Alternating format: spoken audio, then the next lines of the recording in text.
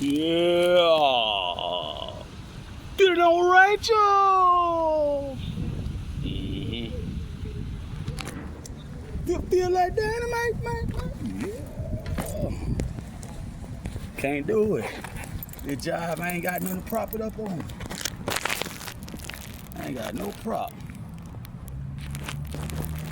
No problemo. Digamo. No prop. Let me get where I'm at. Let's get some of it. For a minute. For a minute, shawty. Shawty, for a minute. What's over there? For a minute, shawty. Shawty, for a minute, shawty. Something like that.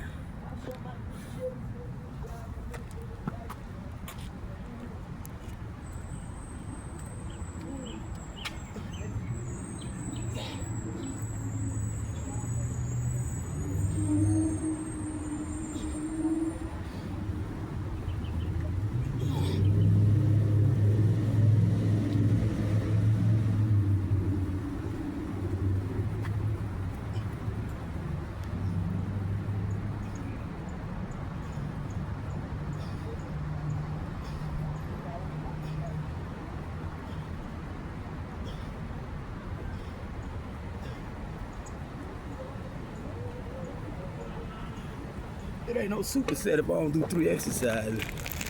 I try to save them PUs for last. I do some PUs. Some PUs.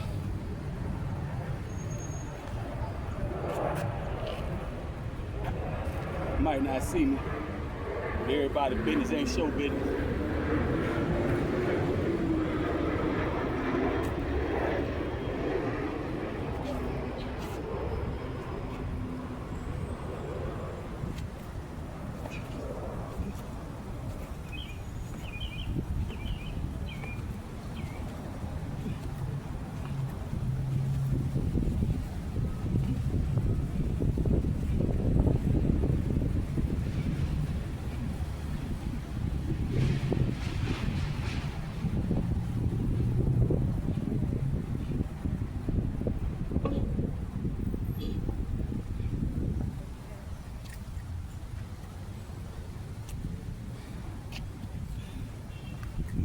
Collapsing on the knuckle, getting it off the muscle. Yeah.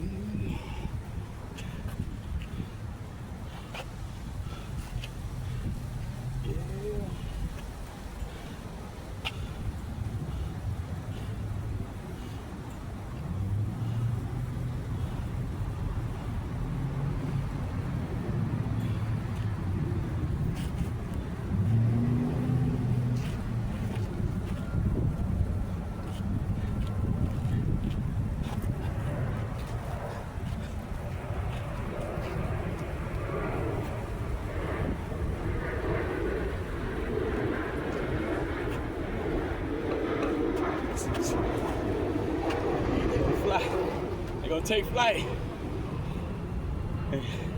I do it in slow motion. They gonna take flight. Yeah. So it's more like a superset. 3 exercises back to back. Hard work. Hard work.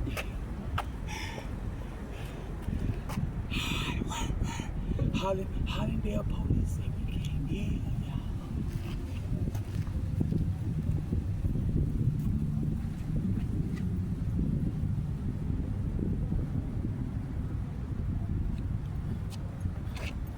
Manuel Angel Gabela. I've been trying to say this part for the long. I call it Angel Bay. Miguel, my bad. Miguel Angel Gabela. That's a commissioner of District 1. District 1 commissioner, to be exact. They call it Miguel Angel Gabela. I don't know how long they've been calling it that.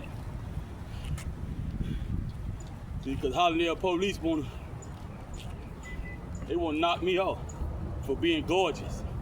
I'm talking about, they don't know, probably $1 million niggas be on their head, them faggot ass niggas.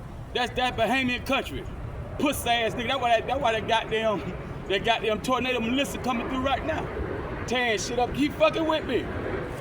Keep fucking with me. Hey.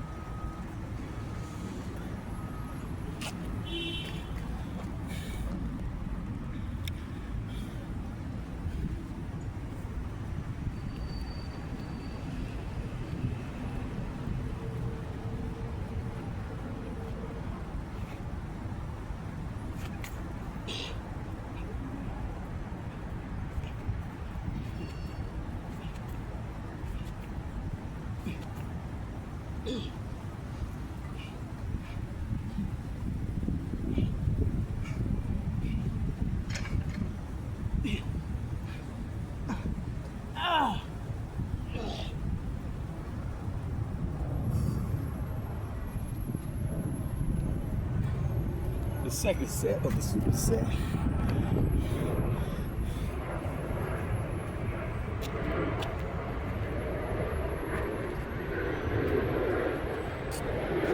One time for all my coaches and sensei. One time for Kenny K. Slap Rock. Mike McGee. Huh?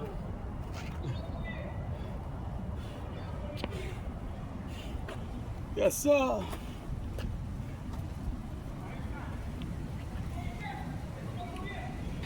Yeah, yeah, yeah.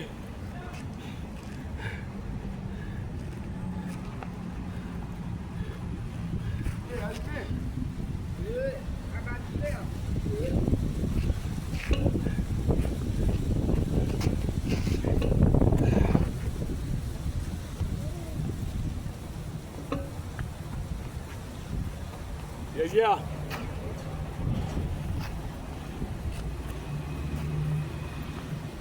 I seen Mike McGee 2 times in passing over the last like 2.5 weeks. He be in the middle of a conversation. I don't fuck with him. I see him out and about. I done seen Ford, funky Ford about 4 or 5 times. Yeah, we said we had a few words. He running that PAL. Out there. Who was out there with it for one time? I think that was I forgot who that was. Jimmy Jr. told me who that was. I forgot the man name on 7th Avenue. About 50 or 49th Street, somewhere up in there. Northwest. 7th Ave. Jimmy Jr. told me his name too. He running that gym. It used to be like silver, gray, and gold. They might have painted it. What that was, number 2 for the superset? I only got 2. Superset. 2 for the superset. Working on the superset. I might do 3 today. I ain't been doing nothing. I ain't been doing hardly nothing. I hope that ain't my bag right there. I don't have bags that nasty shit in there.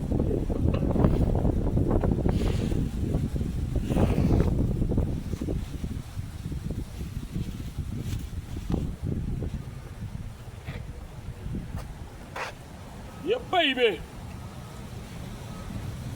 Listen to Bo Diddley, like Bo Diddley out on bond, man. I think Bo Diddley had a bond. The man Bailey looked like LeBron James. He had him on his podcast, on his show, YouTube show, channel. About an hour, 15 minute, hour, 30-minute interview. Bo Diddley.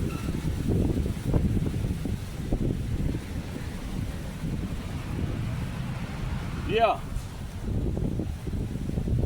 Yeah. I think he got a bond. I think he bonded up. So he might be the case. If he got a bond. Nigga might have said his name. Get out of trouble.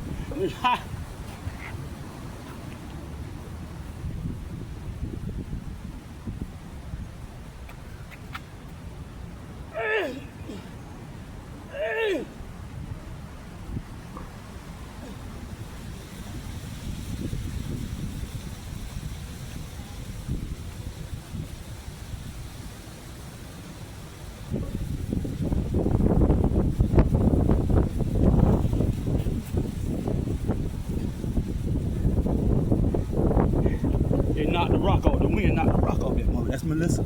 That's them outer bands of Melissa. She might come here. The forecast them, you know what they talking about. Come tear that shit up. I be doing the motherfucking YouTube, goddamn. Be in the air. 40 feet with the phone.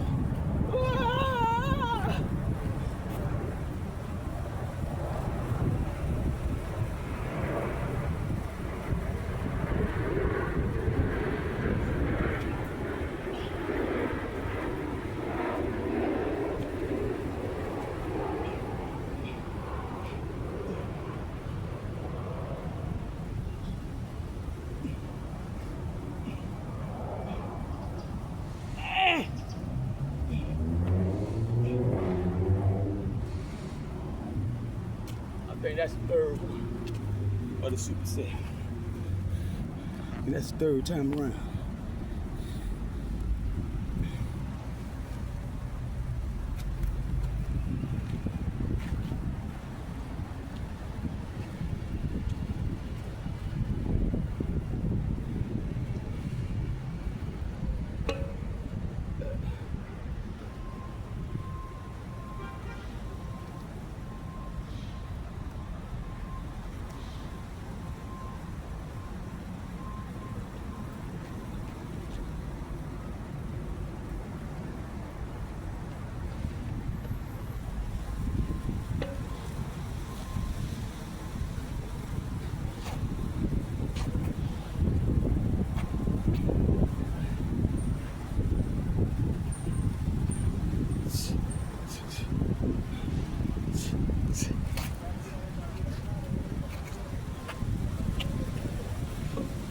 Oh, look like you can see more than I can see because that little top lip of the pocket blocking my view.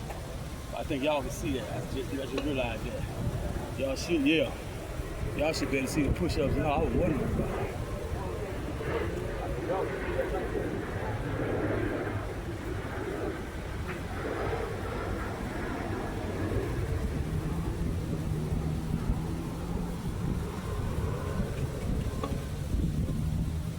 Moving on in.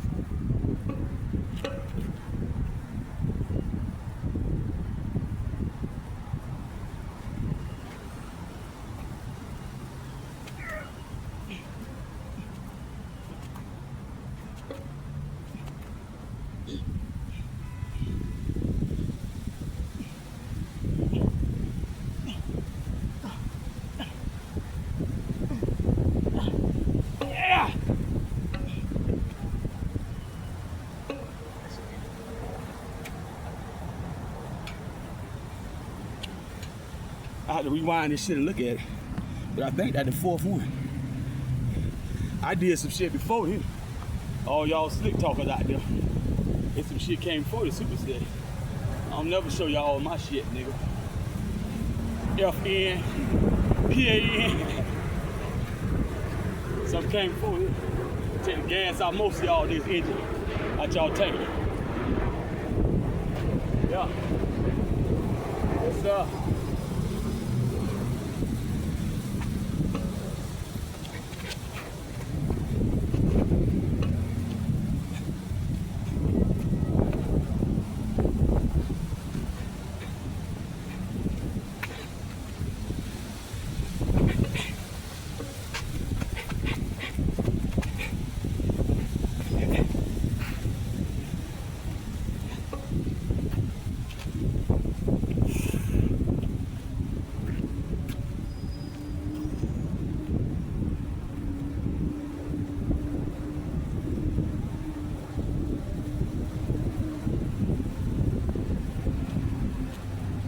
I just thought I'd take y'all down the rabbit hole with me. Let's talk, more dancing to the music. I even took the music out my ears. Of course I had to, with my phone in order to record. I had to downgrade. I had a white Hispanic male, Hollywood's Young Circle, the park at Young Circle, Hollywood, Florida. Out there by them player hating ass Hollandale police, from the Hollandale Police Department. Then you had Hollywood. They used to tell me that about them back in the day. I played Dade County primarily. They used to complain about Hollywood and Hollandale. Woo! Yeah, baby. I see. Yeah, I see. There's some ick-uckers. They can get the duck sick. Females, that is. Males take a number. When hell freeze over, I might get in your throat for a few quick strokes.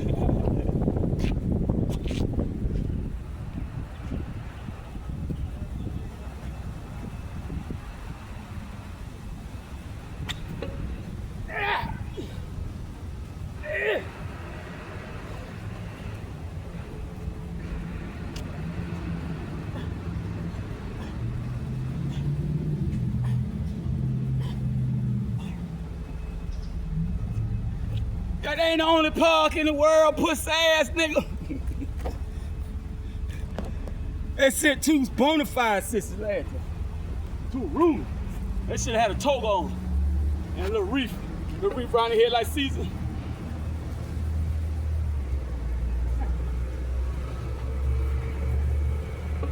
I hit ya.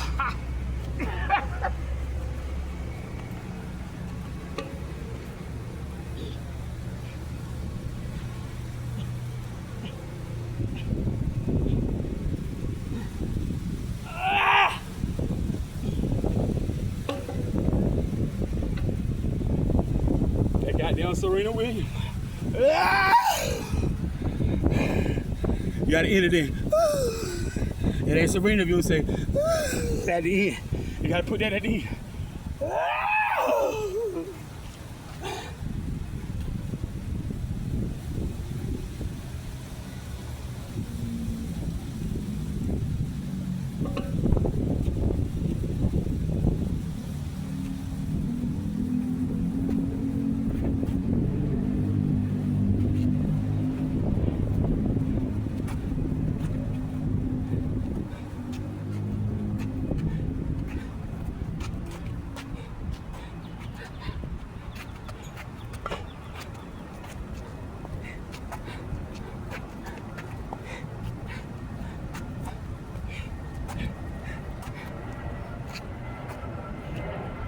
Yeah, that's something.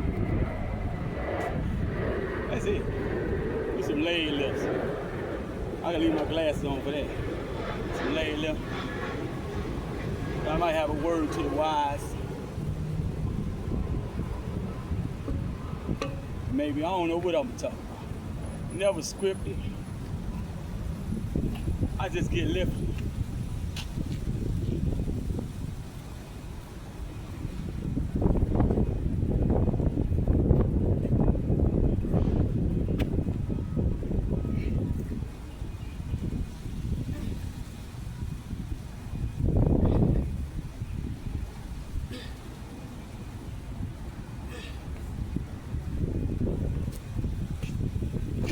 Got back problem, it helps. Them crunches and sit-ups, that kill you. Gotta get something, get you a nice hypodermic needle, some horse in that motherfucker. Some got local anesthesia. And hurry up and get to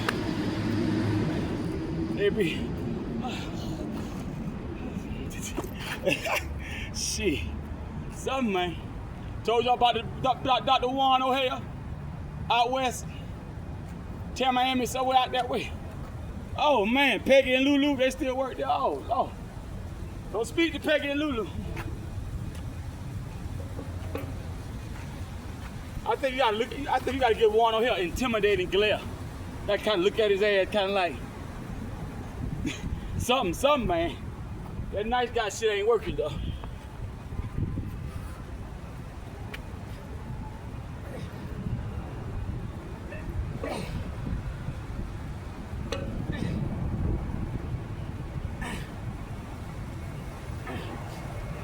Got some major drug busts went down yesterday morning. I think it was allegedly 9 a.m. yesterday morning. I think it was a statewide. They had many more around the country and outside of the borders of the U.S.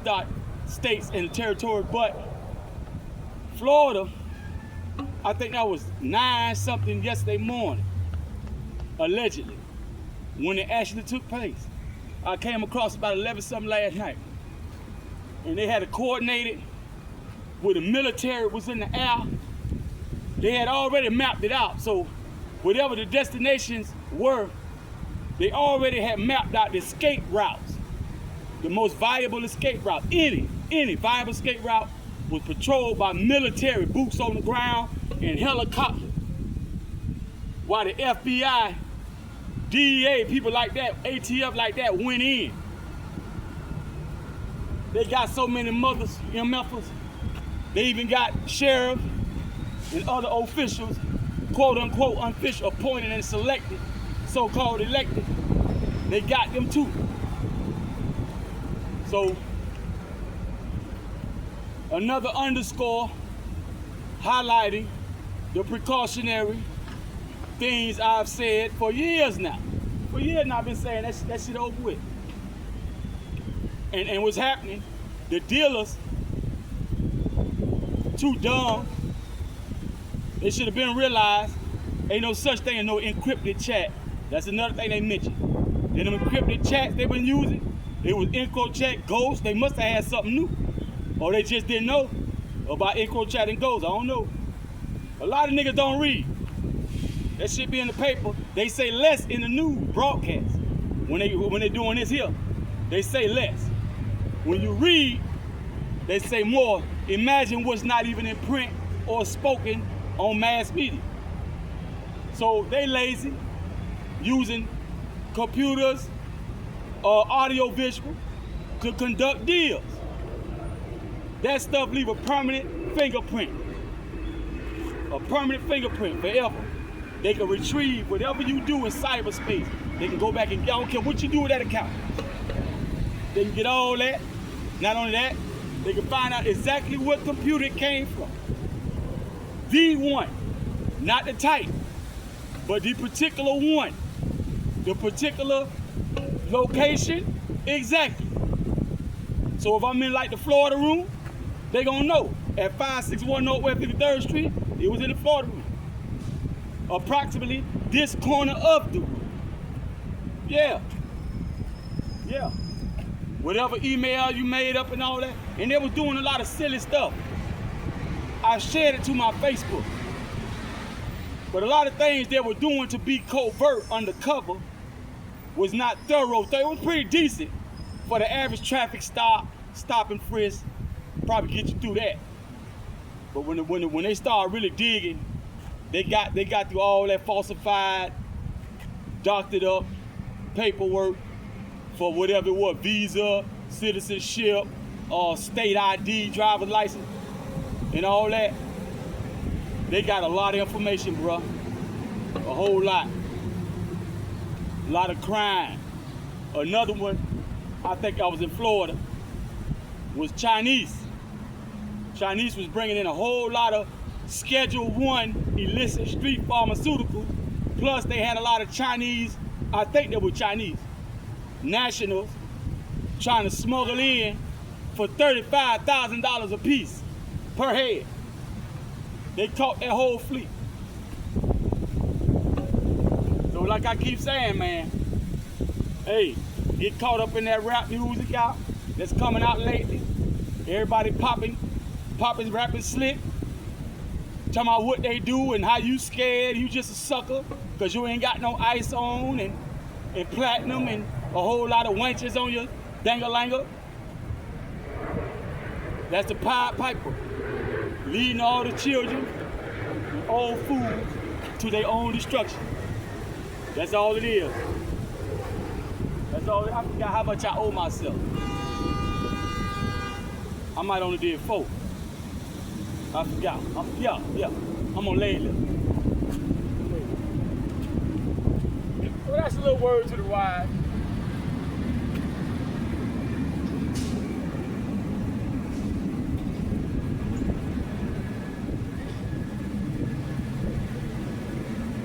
They talking about Jalisco cartel. That's another one. The Jalisco new generation. They split. Video, he might be the one turned state. Then you got El Mayo and all the other ones who still running, supposedly running the operation. Boy, I tell you the truth, boy. It been time to throw in your chips, throw in the towel, throw your hands up like a vet. I think what they're doing, and they always got some trick to the trade of human trafficking. Since slavery / human trafficking is illegal, they find loopholes around it. One loophole, there's a big old loophole too. You ain't gonna have too many people to get on your side, even family members. Because, like Bo Diddy was saying, I was watching that last night, I told you. I forget the man's name. I think his last name is Bailey, B-A-I-L-E-Y. He looked like LeBron James. Got the freeway mustache and beard and all that. And Scarface Brad Jordan looked like Bo Diddy. Bo Diddy got the New York Yankees hat on with the button-up collar, right? Might have a sweat on top of that, right? Brad Jordan look a lot like it. He older than Brad. So, like he stated, there's hardly anything out there that does not have the fentanyl in it. Now, one thing I disagree with both saying, because there's so much money in it, that's why they sell it. That's a lie. You gotta understand, the average user walking around, they want to put it in their body. They can't take it in that potency. If you wanted some money, you would buy probably a quarter of that, a quarter brick, and take a tiny little spoon, like Superfly used to wear around his neck. Superfly, Priest, what his name was, Priest? Right, Superfly. Trying to remember the name, I'm thinking about the Mac. The Mac real name is something different. But Superfly, Priest, he used to have a spoon. Back in the day, he used to wear that. But they made it illegal to wear the spoon around your neck. Some spoons were very small. You could take that little jive and put it in something where it won't blow away, won't fall on the floor. And you can start off by adding about this much. No, I take that back. You add about the same amount and get it mixed up real good. Right? And keep adding the same amount. It's gonna keep growing because you add. But you keep adding the same amount because you want a thorough blend. You want it to be all the way through. But you gotta work that little spoon for a while. You know, tell you how many tons a goddamn on what that is. That'll be quinine, something like quinine. Right? Cause that's a downer. Right? That's an opioid. So you gotta get quinine. Right? The upper use something different. Quinine for the downer, for the opioid. So whatever how much you got, when you first start out, get the exact amount. That way you know exactly it's half and half. You know it's a good blend. That's the main thing. Not so much of the amount. You want it through and through every time you do it. So when it start getting big, you ain't scared about it just a little here, a little. No, it's through and through. When it start getting big, and you can still do the same, you get about, because that job potent, boy. You can get about this amount. Now get this amount of quinine, mix that up. Before you know it, you're gonna have to have more than one brick. Because they tell you gotta do math, man.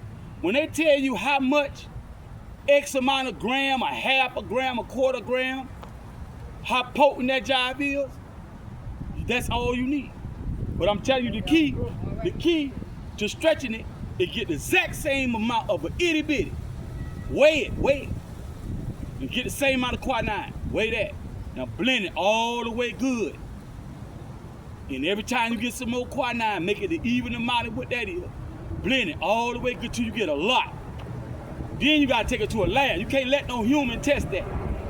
You gotta take it to a laboratory type testing material to tell you the ratio, the proper term to use for the potency of it. But you don't need all them bricks of that job, man, to be on the street distributing small amounts. You shouldn't do that. You can look at a lot of your customers and tell, man, that person ain't no doggone dealer. That person gonna go straight to main vein of that job.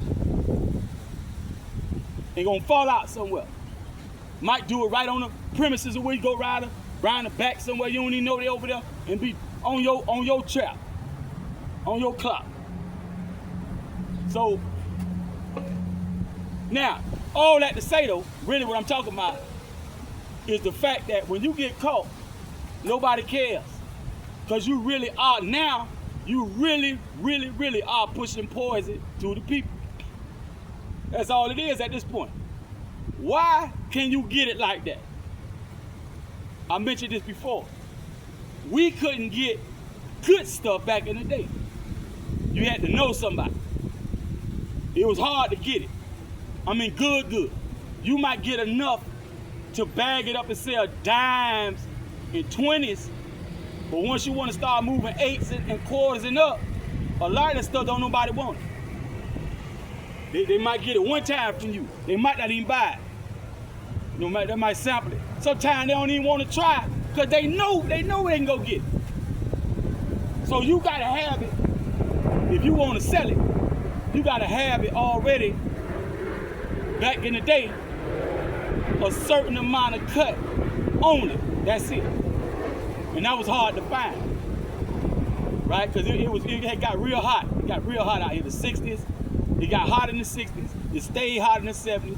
By the time the 80s got out, it was hard to find somebody who admit they even had a downer. They was around, but they wasn't see good dope sell itself. So when you got that, and it bring up, because that was the fentanyl back in the day. It was the heroin. So when you got that, you don't need to talk. Your product gonna make you a customer for life if you keep it good. You just had to be careful not to have it too good, but they main vein and they fall out for good. Only good thing about it is when the customers find out where they got it from, they'll flock you. But the problem is you ducking the Fed. Homicide, you ducking homicide. So how do you juggle that responsibility? That's all we had to worry about. Now the problem with this stuff is way more potent than the stuff that could knock you out back then. So I'm not saying we didn't have lethal dosages available, but they weren't quite as lethal as this. Nowhere near. This is exponentially great, meaning anybody from a level on down more likely they're gonna die because they're consumers. So what I'm saying all that to say, they put that out there because they know a lot of truth is coming out. They're gonna have to start letting people out of jail. They damn have to shut the jails down. But if you got all these fools selling the fentanyl and doing all this killing with these blicks and shit, ain't nobody gonna argue if they stay open. See? People that want their own child, their own sibling, their own cousin and neighbor and best friend, they'll want them in there because they done fucked up and did some shit with one of them goddamn things you can buy, ghost guns and blicks and shit, and then you got the fentanyl. They put that shit out there. Don't nobody make that shit from the hood. They knew they want to keep incarcerated, especially us. We the generator, operator, destroyer, the gods. We made every damn, if you, like I said in the post, Swamp Phone DJ, I think that was Hurricane Helene mix. They done took all that live down. If you take everything a so-called African American invented, you wouldn't have shit man-made around.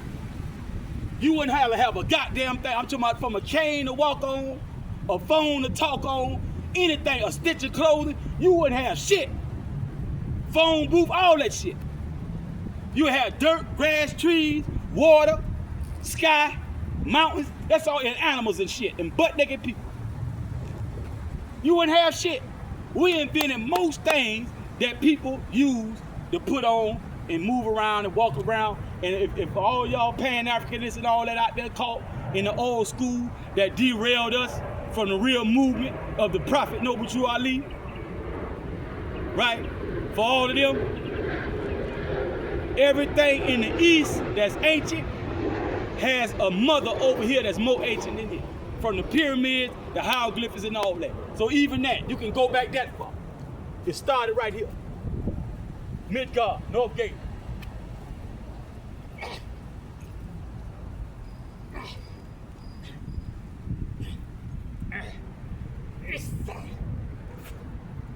And you can check the DNA on that. Even in the DNA, genetic code, it's unique compared to the whole world. That's another shout out, Panther. Panther. Yeah. So we started out. I had to get something in because I've been sharing with y'all and slacking on my own shit. I owe myself a dog stretch. That job be killing me. I done got old, y'all. It's a lot of stuff I just don't put myself through. But like I say, that's the new way to allow even, see, it's coming full circle. The reset, the republic, right? Up with the de jure, down with de facto. They got a list of people from the Ghislaine Maxwell, Robert Maxwell's daughter, Epstein. They just released some names now that they say these people are locked up.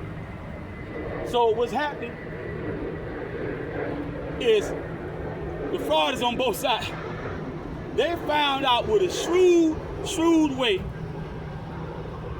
to solicit people to basically volunteer to go behind bars, and many of them, out of sheer boredom and the inactivity of being in themselves, they gonna volunteer for outside. We call it outside grounds in Florida, state of Florida penitentiary.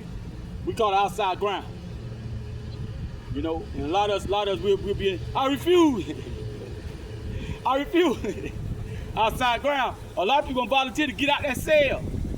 And they see the trustees get favored, better treatment. And think about this, the fentanyl, you get like 25 years or better. You know, somebody die, you might get a death sentence. They really pushing for that now. Which means you gonna stay in there forever, right? They're gonna have a lifetime slave. This is another reason why they hijacked the hip-hop industry, so-called hip-hop. Because while we're struggling to breach the generation gap and fix all the mistakes we have been making for generations with our youth, they got it through the music. They done put the foot in all the old the real rappers, they can put the foot in their behind. They ran them up out there somewhere or another. And they got all these young people can't even rap. But they can put them in a hypnotic sound booth, right, for the vocals, with this hypnotic trance-making music, with the drill music and the mumble rap and the turnt music and all that stuff. And the youth listening to that more than listen to their own daddy, even if they know their daddy. They don't listen to their mama, boys or girls.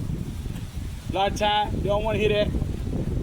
They're trying to figure out how to make a way for themselves, looking at these old movies that all them sissy actors got on Hollywood silver screen, faking like a real nigga. Right? And they looking at that, and a real nigga right there in their ear, they uncle, or big older brother, big cousin, telling them what it is. And some of them niggas dirty, because some of them niggas will trick them off the street, their own family members. But tell them, go on, you bad. Oh, yeah, And go right to juvenile till they direct fire your ass if you ain't 18 yet. You turn 18, you go an adult. Mama and daddy can't come get you no more. Grandmama, foster parent, nobody. Pre-trial, after a while, pre-trial can't even fuck with you. Right? It's in the music. It's in the videos. It's in all the hype they giving all these dudes who at the height of their fame, like I see the Ducatil point out, man, he say, to paraphrase what he said, they build them up to bring them down. Sometimes they play a short game like King Von, right? Julio Fulio and all that. That's a short game, because they died early, right? Even Tupac was pretty young, and Biggie, they were pretty young. We was, that year, I was like 23. By the time he passed, my birthday had just passed. That may be, I jumped in 95 at 22. I went down 21, 95, 22, 96, 23. So Tupac around the same age. He probably got me about a year or two. I don't think he's older than Mac 10. I think Tupac got me like a year or two. I think so. I think he was closer to me than Mac 10. And broken English, Mac 10. Got me about 3 years. So that's young. Eazy-E was still young. Like I argue, man, Eazy-E is pretty much basically the grandmother, Luke being the grandfather, right? Or two granddaddy, because you do have two granddaddies. You do have two granddaddy. Your mama, daddy, your daddy, daddy. So granddaddy and granddaddy of gangster rap and loose music where you can cuss and stuff. Cause Luke didn't hardly get hardcore really until he got Baby Poison Clan. Right? He did have Trick first. Trick Daddy Dollars first. The Trick went to Slip and Slide and what, Atlantic? I think he went to Atlantic. But Luke paved the way for everybody. To cut up. I don't know why they made him do it, but they tried to stop him. Because we already had Laugh Records out there. Skillet and Leroy, Red Fox, LaWanda Page. You had all that, right? Wild Man Steve and all that stuff. You had, what the name is? Oh, I forgot his name. Clarence Carter. Blowfly. You had Blowfly. Blowfly, Clarence Carter. That was music. Millie Jackson. Vulgar, Nasty Mouth, Millie Jackson. But for some reason, when Luke did it, they tried to stop it with rap. They were saying rap. Because they were Millie Jackson, Blowfly, them, they were doing R&B, blues, and stuff like that. They tried to stop Luke, but Luke made it so that we could do it if we put parental discretion advised. Parental advisory on it. Now, we could do it. Then shortly after that, Eazy-E Ruthless Records came. Luke let him get a little run in before he put on the chessboard Baby 2 Live Crew, Poison Clan. Right? Not saying 2 Live Crew, but it was like the happy side of a gangster. If you listen to Brother Marquis lyrics and Luke lyrics, that's trash talk, that's gangster talk, that's street talk, that's gutter talk. But that's when they having fun. They ain't talking about hurting nobody. So Ruthless Records came in with a whole lot of hurting somebody. So-called gangster rap. Eazy-E got knocked off in like 95, around the time of OJ case. About 95, dog. I think them same motherfuckers, Epstein and all them, Sumner Bledstone, all them top-notch people on the record industry right there today, who came in back then to take over this rap music. They phased out, dang. Poor Righteous Teachers, X-Clan, Brand Nubian, Public Enemy, everybody who was trying to bring a message. Stand in step with Melly Mel and all them early ones, Funky 4 Plus 1 More and all the Treacherous 3 and the Cool Mo D when they used to rap back in the day, right? Positivity, you know, they phased all that out as if it wasn't a market for it. They let them get a run, to get rap, the numbers up. Even, you gotta think about what they do, it was slick. Because they got the grandparents, the parents, all them okayed that stuff. Right, for the most part. Brand Nubian and all them, Public Enemy and all them, they had a message. But the beat was the main thing they had to get over on the adults. Many adults didn't even like it because they were break beats. So they was already in habit of dancing to some of them beats. Those was records of old tunes. So they'd come on, oh yeah, that's my jam, and they'd cut off into that jam and they go to rap, and they'd be like, what the hell? He messing up the song. Man, cut that garbage off. So they used us to get rap over on the elderly. We got better and better. People like Dr. Dre and his camp of producers, right? You had Rap A Lot, Fifth Water Bass, and all them niggas. They went in there and started really getting that thing closer to the original. So when you hear it, it's music to your ear, ooh. So the older people start listening, right? And the first gangster, they were pretty good as far as like, man, yes, cussing and whatnot. Sometimes it was a little too much, but at the same time, it's a teaching moment. You know, it was time throughout the album.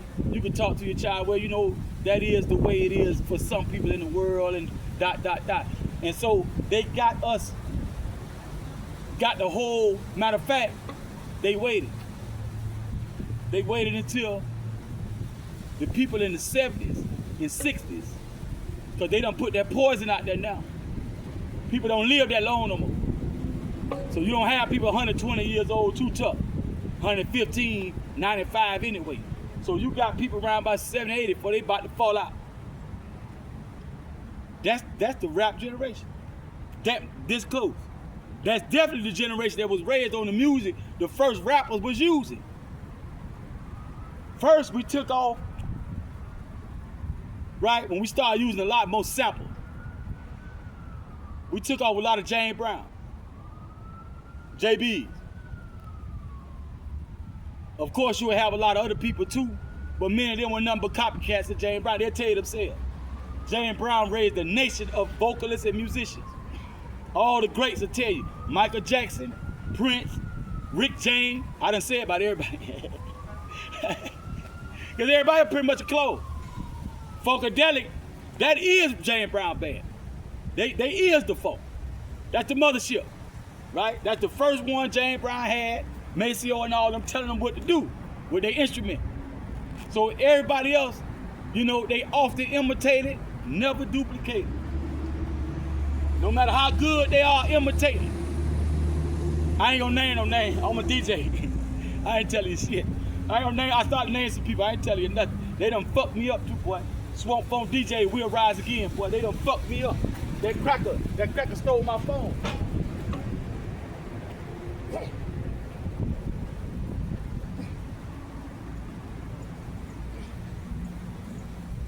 And then the phone company refused. I ain't taking that call. The phone company, I don't know if y'all can hear me or not. The phone company refused to track down my phone, even though they had the ability. My phone company and my service provider.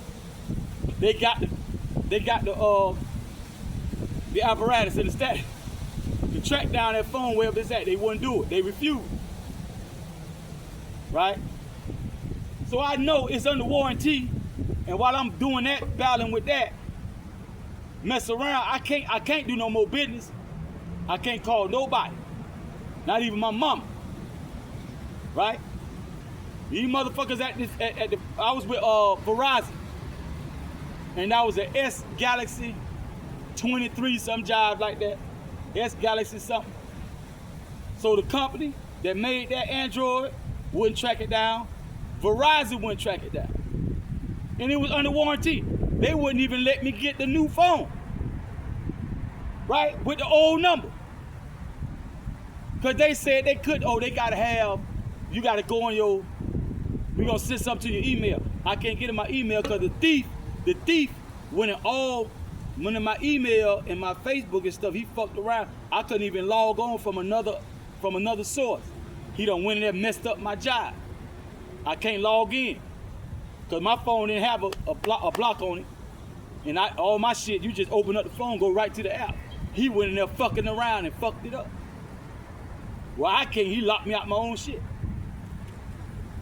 put a post on my old Facebook. That last post, that's him.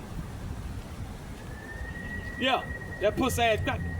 Right after that, I start making them. I told you start fucking with me, y'all out there. I'm a witch. I'm a male witch. Y'all think it's a game. I do white and black man. I take your ass off the goddamn. I snatch the soul out your body. Won't even lay a hand on you. No gun. I be telling y'all, right after that, you separate me from my family. That shit Joe Biden and Kamala put in place to reconnect the families that had been taken apart by all that stuff that was going on with immigration. Right after they took that phone, I can't call my mama. My cousin Dwight had just hit me up. What's up, man? How your old boy? How your daddy? That Dwight Major, Bahamas. I can't talk to nobody for months. For months. I started taking them motherfuckers, U.S. and all the territories in Guam, Puerto Rico and Guam. I'm tranquilo and calm, nigga. Fuck y'all. Fuck y'all. And they were laughing at me in my face, not just at Young Circle. That same day, I went to another location. People was in there laughing when I walk in. I ain't told nobody nothing. It's funny, huh? Yeah. Just like Melissa, Cuba, Jamaica, motherfucking, that probably get behind Bahamas too. Yeah. Yeah. Oh yeah. Shango. Oh Batala. Keep fucking around. Keep fucking around. Oh yeah. Yeah. That leg back. Yeah. I'm the folk on the hustler, man. Yeah. I talk to a leg or two. Allah subhanahu wa ta'ala in the Quran say, go see about these gods they talk about, nigga. I'm that nigga. Allah said that. Allah said, I'm that nigga. Al-Malik. Al-Malik is a nigga. Malik is an emperor. It's a king. King of kings, Lord of lords. Al-Malik. Allah said, go see who the greatest. So after I went to go see, take 4 pennies on a Monday and go to 4 corners on the 4-way. Electra, I won't ... I ain't gonna tell y'all what I tell them. That's between me and Electra. You goddamn right. Keep on fucking with me. Keep on fucking with me. Yes, sir. Yes, sir. Yes, sir. Yes, sir. Yes, sir. Yes, sir. But like I say, Biden, I was talking to a brother Hassan about that shit he bring. Biden and Kamala, Ukrainians, I think Afghans, maybe Chinese, Honduran, I forgot. I gotta go look at it again. It's up under one of them YouTube posts. I put it down. I gotta put that out there again. I also got some Chief Rod. It's not off the subject, it's on the subject too. Chief Rod, he and like 2 sisters and a brother, they went way back to the Trail of Tears, breaking that thing down about what really happened, about these phony treaties that they drew up with the Mongolians who had been here before Christopher Colon and the pirates, explorers, but not before the Olmecs, not before the Aztec, Mayans, Incans of different periods of time, names of the same people, which is us. You look at the old actual illustrations from the actual years of 1493, 95, 99, 1500s, early 1500s and whatnot. When Carlos Linnaeus and all them, Johann Frederick Blumenbach and them, they had to write down or draw or photograph, they had photographed whatever, exactly what they saw. Because they were new to a land they wanted to take by force. But you have no knowledge of what's what, where is what. They had to get in before they could thoroughly take it like they got it right now. And they had to know what's what. you got some stuff that looks alike, but one is poisonous, one is edible and nutritious. So, same thing with snakes. You know, you gotta have natives. No, not well. Actually, autochthonous people. Native, you could be native, but not originally from that area. So those who gonna have the most ancient knowledge, most thorough knowledge of just about everything from a grain of sand, right, to like wind patterns and whatnot. Now all that's crucial. If you're in maritime, nautical, it's crucial to know what is the almanac, I think? The atlas is for maps, topography. I think the almanac is for seasons and whatnot. And I think in there you can find a lot of maritime stuff too, for the waterways. When they talk about the knots and the water choppy, and of course you got like Hurricane Melissa just came through tropical storm. A lot of times those certain things have a pattern down to the calendar date, like the weather, for instance. That's why you look at the Weather Channel, a lot of times they'll say today is record high, today is record low. Because in general, any particular calendar date usually have a certain type of temperature and whatnot, or weather conditions. So we use that for many travel, farming, and all that. So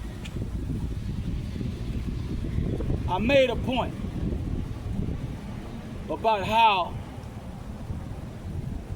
you can be one of those people, Afghan, Ukrainian, and all that listed in that thing. I want to say the acronym, but I forgot. I just looked at it. I just read it off last night. But this is what they do. They provide you a flight from way out there to America, so-called North America. They pick you up at the airport. They hold these niggas' hand up. The whole family. They provide transportation, food, a place to stay, ... It's a lot like wet foot, dry foot policy, as far as all the things they get.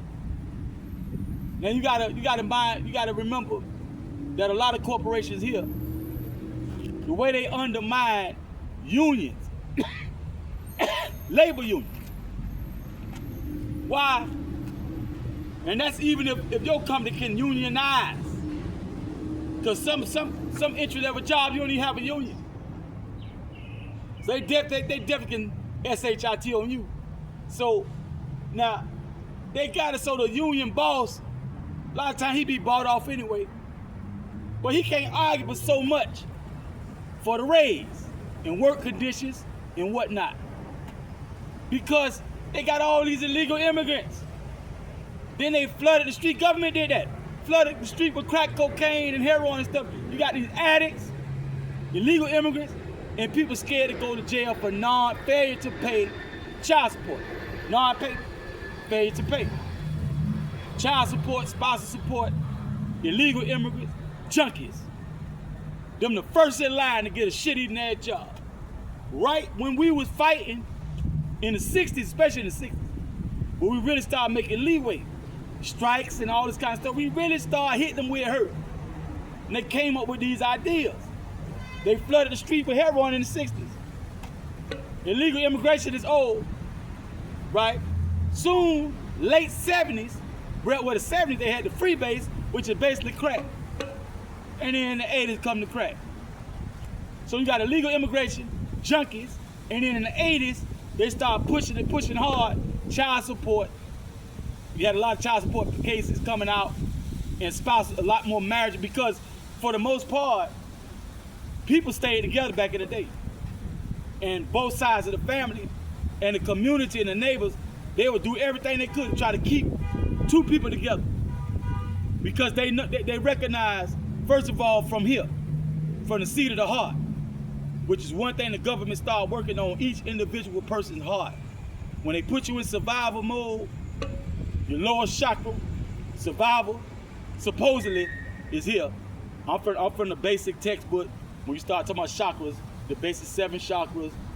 So this supposed to be survive the root chakra, red. They put you in that mode so you less here, right? And more cutthroat, right? Everything started to fall apart in the 80s. They start getting people off a farm. All this is the basis of a strong, unified people. They start getting people to sell the land. Some way or another, they'll run them off them farm, either with bait them with some money, come with eminent domain. It's all kind of things they were doing. Then they start poisoning the food in the atmosphere more. So now more of the older, wiser people are dying off. The young fools, X amount of generations into the school. Less and less people can say, I'm the first one to graduate high school, I'm the first one to get a college degree. So more dumb motherfuckers falling for the okie doke, right? So now you have a situation, even though the corporation was falling anyway, the slavocracy, the basis of those corporations, they taking them from them. That's the illegal immigrants. Illegal immigrant falsified documentation. Because it's a lot going on right now. The last like 3-4 weeks. In the last few days, they taking down major operations where you had illegal immigrants operating inside the U.S. and nothing but a money laundering, drug dealing outfit, illegal gambling, drugs, human trafficking, prostitution, all this stuff wrapped up in one. And it was a lot of them.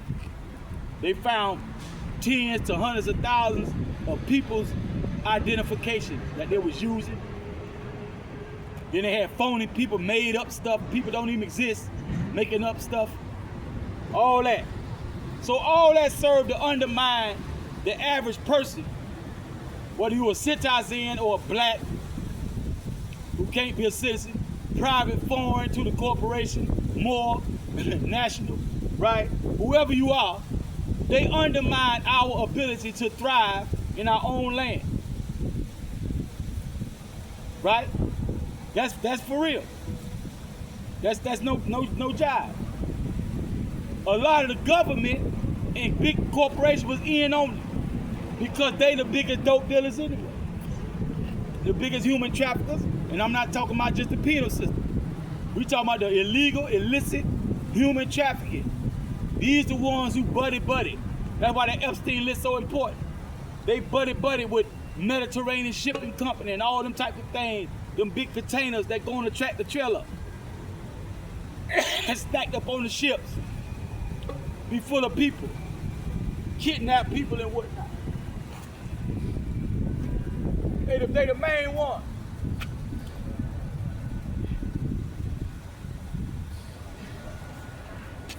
We walk around here, can't even afford a canoe. My back killing me. Shit, my knees. I ain't good for nothing but fucking for a little minute. I ain't got that in me no more. I used to get down, but throw that dick. Throw that dick. If I used to get down, I used to throw it like a monkey. My old hair now, but shit. But yeah, I'm about to close out. I thought I was gonna remember that better. That's one of the main reasons why I started this publication. I thought I was gonna remember finding it because I read it off the Brother Hassan last. Matter of fact, that was the night before last. That's the problem. That was the night before last. Yeah. Now, he wasn't even there yesterday. That was the day before yesterday. Night before last. But I don't prep too much for this guy. But like I say, Chief Rod got a good one out there. I think I shared that one. He was getting down about the Trail of Tears. I got another one. I could run and get that. I wrote that down. I think I'm gonna do that. I'm gonna run and get that right now.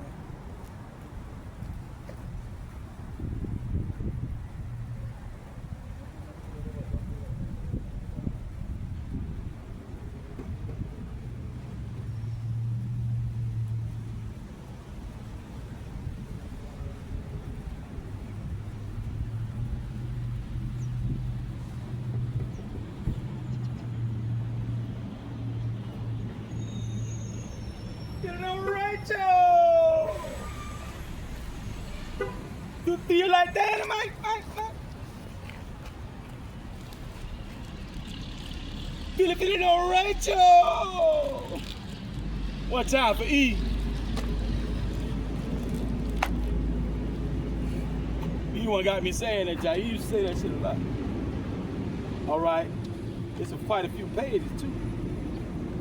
Quite a few pages. Manuel Gabela Miguel, my bad. He said Manuel. Miguel. I got a few friends named Miguel. Miguel Angel Gabela. I need to stand up. I got a little too much rest this time around. Brain Banging University. I took some notes this time. It was on October the 28th. There's some notes, but I want to run this off. Golly. Okay. Now, okay, the sister, she gonna quote. She talking about McGirt versus Oklahoma. I think, if I heard correctly, that's a 2023 case. This case law, I think. McGirt versus Oklahoma. Right? This the sister was reading this off. Reach out to me before it's too late. That's how they titled this on YouTube. Rod Hayes, ... Reach out to me before it's too late. And it says game over. That was October the 27th, 2025. Brain Banging University is the channel. It's about 23 minutes and 6 seconds. I took some notes this time. 1830, 1832, 1866. Creek Nation, that's my people. Matriarchal. Right? Supreme Court, I think it's versus Supreme Court. Creek Nation. Now it's ... so I don't know how, if it's connected, it might be, but I see ... McGirt versus Oklahoma, 2023, I believe. The promise was that in exchange for Muskogee Creek Nation homelands in present-day Georgia and Alabama, the U.S. would guarantee, she was saying United States, I abbreviated, because sometimes that does make a difference, how you say it, because they closed, they opened back up, they went bankrupt, opened back up, so bear with me. MOORS, Islam Moore, bear with me. Present-day Georgia and Alabama, the United States would guarantee lands for the Creeks in present-day Oklahoma. Once in those new lands, the Creeks will govern themselves and have jurisdiction over their territories in perpetuity. This promise to the Creeks and other removed groups was made in the 1830 Indian Removal Act, reiterated in the 1832 Treaty with the Creeks, the Treaty of Creek Removal. 1866 United States Treaty with the Creek Nation. The treaty forged after the Civil War.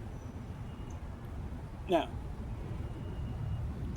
Chief Pontiac asserts that, quote,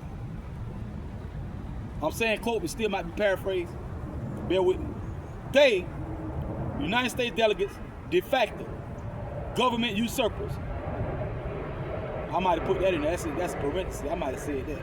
United States delegates, de facto, government usurper, one of us said that. Chief Rod asserts that they never had intention on keeping them, referring to the terms of the treaty. United States never had intention on keeping the terms of the treaty. That's what he was saying. Historically, the Roman.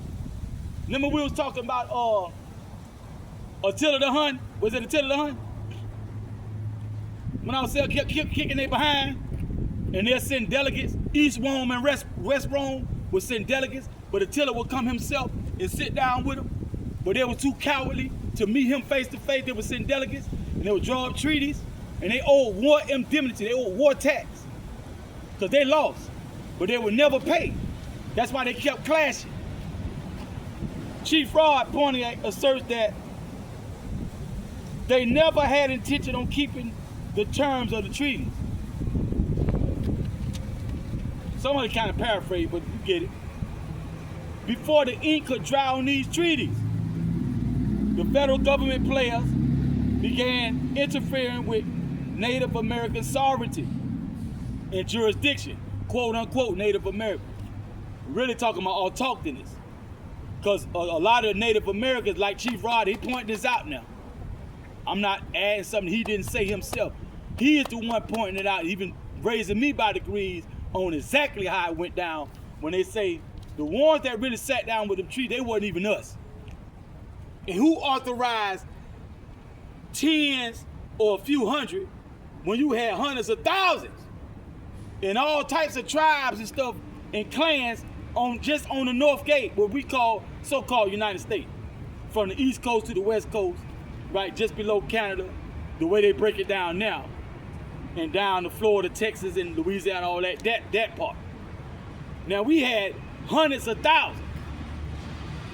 Who to say, and they know, they got proof, they'll take it down and rabbit hole to show you the proof that they were not representing the people. These are the ones they got to stand in. And I'm gonna jump in and say this. Coming from Chief Rod's scholarship and our City Ducatia, we were warring against each other at one point. So when they finally kind of got us down underfoot, we did allow the rituals to be performed by the Native Americans to represent us. But they are not us. And they got those rituals from us, those rites and rituals. Where you hear, hey y'all, all that jive they be doing. Head, dress, feathers, all that shit. That's our shit. And we even got photographs, not paintings. You can lie on the paint, you can paint what the fuck you want to do. But a photograph is what it is. A camera. We got us, melanated ones, jarred, jet black and all that shit. The real shit. Head to toe. Ain't none of that shit come out of no Kmart, right? No Michaels, Noras, and all that shit came out from the ground, from the plant, from the animals, from the trees, from the sea. Seashells and bird feathers and all that kind of stuff. We started all that shit. All over the globe, we got different forms of what they call voodoo and whatnot, and witchcraft and whatnot. We magic, alchemy. We was doing that, right? Now let me get back, cause there's a lot of stuff that they said. I could talk all day by myself. I want to run through with Chief Rod and the two sisters, and even the brother came in talking about Viola Ford Fletcher, one of the last known living survivors of the Tulsa, Oklahoma riots. So here we go. Before the ink could dry on these treaties, the federal government player began interfering with Native American sovereignty and jurisdiction. Once Oklahoma gained statehood, it began to encroach on Native American rights. Hear that? The federal government for decades turned a blind eye to Oklahoma and other states. Hear that? A blind eye to Oklahoma and other states, that's possession. Saying all these states now that form states, they are encroaching upon the land of the people. And the federal government act like it's not going on. Okay? So why were federal and state governments interfering and trying to usurp the promise? It's fairly simple. They wanted the land, which we already know. Miller, land, air, water, sea. Laws, land, air, water, sea. I ain't got no chalkboard. If I draw on the ground, I have to take the phone and tilt it down and cause all type of chaos. Right? It's fairly simple. They wanted the land. Miller says the land and all of its assets, including oil, timber, and minerals, ... Remember Tulsa, Viola Ford Fletcher, and Osage Nation. Viola Ford Fletcher was born about 1914, I think. May 10, 1914 is her birthday. Explain the Trail of Tears and other atrocities Native Americans endured because of the defiance of the original Supreme Court decision. explained the Trail of Tears and other atrocities Native Americans endured because of the defiance of the original Supreme Court decision. The Indian Removal Act of 1830 was a dark stain on American history. Today we would call what the U.S. did ethnic cleansing, because that's what it is. Other tribes were also removed to the Native American territory. My tribe was located in Ohio. I'm talking, somebody else said this. Their tribe was located in Ohio, where they signed a treaty of removal in 1831. Matter of fact, it might be my tribe, because they did say Creek earlier. Bear with me. Where they signed a treaty of removal in 1831, and then we were removed to where we are today in the northeast corner of Oklahoma. It is a creek out there. Etheridge, I think they say Etheridge, says the trail of, and I think this is the person who actually wrote what I was saying. I think the sister is quoting Etheridge. I think.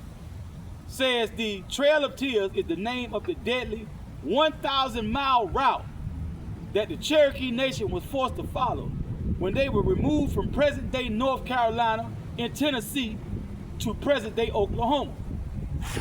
It has also come to be referred to the removal of any of the 5 civilized tribes, including Cherokee Creek, Seminole, Choctaw, Chickasaw from the southeast.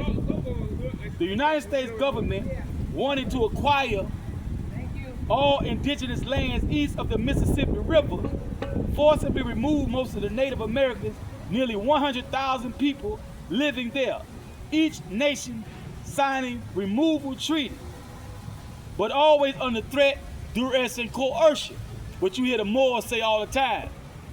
Many times the Moors, when we encounter police, inquisition, agents of Rome and whatnot, we may comply for the time being, but for the record, we would say, yeah, under threat, duress, and coercion. Other word, we telling them, y'all fucking with us. I'm not acquiescing to what you're saying. I'm not your property. I'm not hypothecated to Rome, like it says on that construct, the birthing docket, and the Social Security and all that. But since you want to threaten me at the sword and the gun to preserve my life, this living soul that you see in front of me, I'm not lost at sea. I'm a living soul. I would say on the record, for the record, this is under threat, duress, and coercion. So of course this has been going on for the whole while. These treaties forced them to relinquish their homelands for lands in Oklahoma, Kansas, Nebraska, and parts of Iowa. Most resisted and were removed at gunpoint. Many of them lost their lives. Niggas like me, niggas like me probably dead. Or probably killed. I'm kind of sneaky because I probably would have killed some and kept hiding, come out, kill some and kept going west doing that. And then at the end, if I lived long enough, I just had to start robbing banks and robbing trains and shit. So they finally got way out west. Nigga like me. Right? Most resisted and were removed at gunpoint. Many of them lost their lives on the long march. Some perished once they arrived in Oklahoma because of the disease infested and poorly supplied camps. Much of this disease was given to us by the colonizers. The smallpox, the chicken pox, they were selling us blankets. And they'll put smallpox and chicken pox stuff in the blanket. Right? Bed bugs, all kind of stuff. And sell us stuff like that. Nasty, nasty, nasty. And many simply died from broken hearts. Check that out. Estimate that about 33% of the Creek population was lost in the removal year. It was one of the darkest and dastardly episodes in American history. United States American history. Really, all history. Really, we really some worst times ever that we living in the last few centuries, right? The niggas died on the trail. That's if we were relocated. The imposters were set up in Oklahoma. I'm trying to see who said that. Was that me paraphrasing? I mean, me saying? I'm not sure who said this because I put this in brackets. Viola Ford Fletcher is still alive. The bodies are being dug up. No, that's dude. I think dude's saying that. Bodies are being dug up today. The mass graves are being a mayor interjected. The mass graves are being unearthed, and the same land is being handed to the imposters. And Viola Ford Fletcher is being referred to as black and the descendant of an African slave. Now we interject here because this is what they did on paper. This is paper genocide. In order to not technically violate the supreme law of the land, all law, they tricked us into not properly identifying who we are. They started. It took generations for us to start doing it. Us educated fools. We did it. The educated fools. It got to a point when I was a kid, a child, it was a lot of adults around me who actually thought they were smarter than people who, because they didn't go to college and didn't graduate high school. When high school and college is where all the lies is at. Right?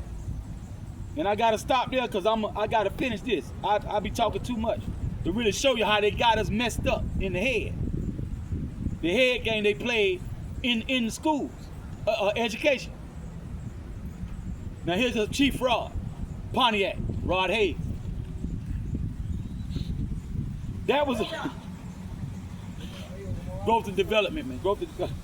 That was a part of the paper genocide to log us as African slaves.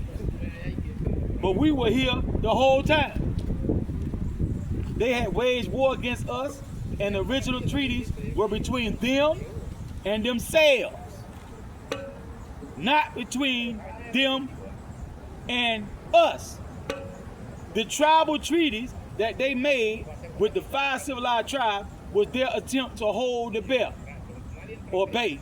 I didn't hear him quite clearly. He said to hold the bear or hold the bay or whatever it's a saying at bay. To hold the bear at bay, the bay at bay. 5,000 tribes at least. Not going 5,000 tribes at least. They say 5 civilized tribes.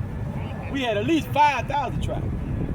Not going to leave the fate of all of us to 5 tribes. That's what I was talking about earlier. We had tribal networks and confederations that were set up to protect parts of the land. This is why in the South, the Confederates was the Iroquois Confederacy, not the Hollywood textbook version of pale-skinned hillbillies on white horses in white hoods, some of the KKK, so-called KKK. The North was set up by the Cherokee Confederacy, made up of several tribes. Cherokee is the catch term used to incorporate many tribes and non-tribal membership under a tribal control system, which became the constitutional government. We have this interim George Washington established government hijacking the Continental Congress that was supposed to have been us asserting our jurisdiction. They replaced us with the George Washington Masonic government players that was under the control of Albert Pike's morals and dogma concepts. That was a conjure, a sorcery, witchcraft, to keep us from remembering who we were by changing the narrative. This was the purpose of the paper genocide, to confuse who we are when we look in the history books. I shouldn't say it, I ain't have to say nothing, he's gonna get there. When we looked in the history books, and to teach us to disregard what our elders told us and to believe what the historians wrote. History is written by the victors.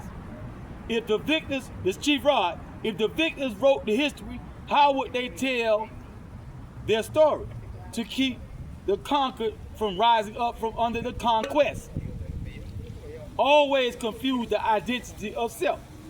The George Washington challenge Now this going back to Mr. Bay, Frederick Bean Bay, all the earlier Moors that actually talked to me face to face. The George Washington Challenge. We go in there, my honor, what is your status? And all this kind of stuff. Here we go. The George Washington Challenge. 200 years later, will they know who they are? This is what George Washington said. 200 years later, will they know who they are? They knew they was coming in here with the prisoner of war camps. That's what led up to Epstein Island. If you really want to think about it, if you want to break it down, the earlier prisoner of war camps end up to what they do on Epstein Island, adrenochrome farming and all that. That's the extreme. Tell them they are from Africa. Tell them they ain't from here. All of the mounds say different. The mound, everywhere you see Mount Orange, Mount Tennessee and stuff like that, that's actually a site of a pyramid. A lot of those pyramids more ancient than the one in Giza. The mounds say different. The artwork, the big old Mac heads, one of the main ones I like to say because that's you can't argue with that. The pottery, the craft, our understanding of how to move on the land, we've been here. Today, they are scrambling to fix it, but they can't. What they should have done in 1866, they want to do in 2025 what they should have did in 1866. The Freedman's Borough, 40 acres and a mule, all that around the time when they knocked off Abraham Lincoln. They trying to do it in 2025, it's too late. Heads gotta roll. Now I want that job right there. I want to be the man with the hood, with the leather hood, with the big ass battle axe. Bah! Taking the heads off. It doesn't make sense unless there is an agenda attached, and that is most likely the case. I'm gonna say that again. Today they are scrambling to fix it, but they can't. What they should have done in 1866, they want to do it in 2025. It doesn't make sense unless there is an agenda attached, and that is most likely the case. Chief Rod Pontiac. Chief Rod, hey. They have to take the republic back from the Admiralty in order to give the law of the land back to the tribes. The Dred Scott case in their system is still active in their system until they overturn the ruling. No Negro has rights with the United States or a white man is bound to respect. We are outlaw tribes. We don't have anything to do with their system. When we get caught in their system, they have no regard for us. We are not party to that system. It doesn't matter to them because it is a military conquest in the first place. The conqueror makes the rules until the conquered makes claim on what is rightfully his until reach critical mass. You gotta reach critical mass. Black is not a people, it is a condition. I think there's somebody else saying this. I think there's one of the sisters saying this. Black, or the brother. I think it's the brother. Black is not a people, it is a condition. It is oppression. Viola Floyd Fletcher. And then he said the term in the black, that means in the money. And when you're in the red, you're behind. When you're in the black, you're in the money. Because I think why this brother said this, because he seated the floor real quick. But what he's saying, I think that brother, he's along the line with the brothers who saying we need reparations as black. Because it's a known fact, by everybody know now, that was a part of the genocide, the paper genocide, when they told us we was black. And used that to steal our land right from under our nose. Because these torts have taken place for at least about 2 centuries, according to the scholarship of our Sister Dupatillas, because they did doctor up history, because that's a part of the trick for us not to know to fight for this. So they lied about how long this been going on and how it happened. But they say when you get to the reality, it has been at least 2 centuries at least. I think probably more than that. 17, 18, 1900 something had to be 2 centuries. We into the new millennium. So we working on 3 centuries. But you gotta look at this. Time is not the only factor. You gotta look at bloodshed, each human life lost. You gotta look at all of the, not only the materials that been hoarded up and held back from us, but look at where we were in late 1490. At that pace we were going with technology and science and all that. And look at where we are right now today in 2025. Now that could be calculated. Now, of course, the only way to pay us back is to give it back. But in that process, meantime, whatever mode of currency is out, they need to cut a check. Right motherfucking now. Because a part of this shit is keeping us dead ass broke. When you can't get food, clothing, and shelter. In our society, in our tribal structures and clans, that is a given. This land is yours. That is a given. Everything comes from the land. The food and clothing come from the land. Land, air, water, sea. Everything is on record right now. So the way we regulate it, remember, they did a germ center deal in 1860, bro. You got John Hanson on back. They had a government a lot like the one George Washington was appointed to. That was rightly regulated with the Continental Congress. That's on record. And that'll bring us up to speed. Right? So we do need to be cut a check so that anybody got some type of business, bartering, and all that. It don't have to be fiat, Federal Reserve. Really, they should have. I'm gonna tell you why.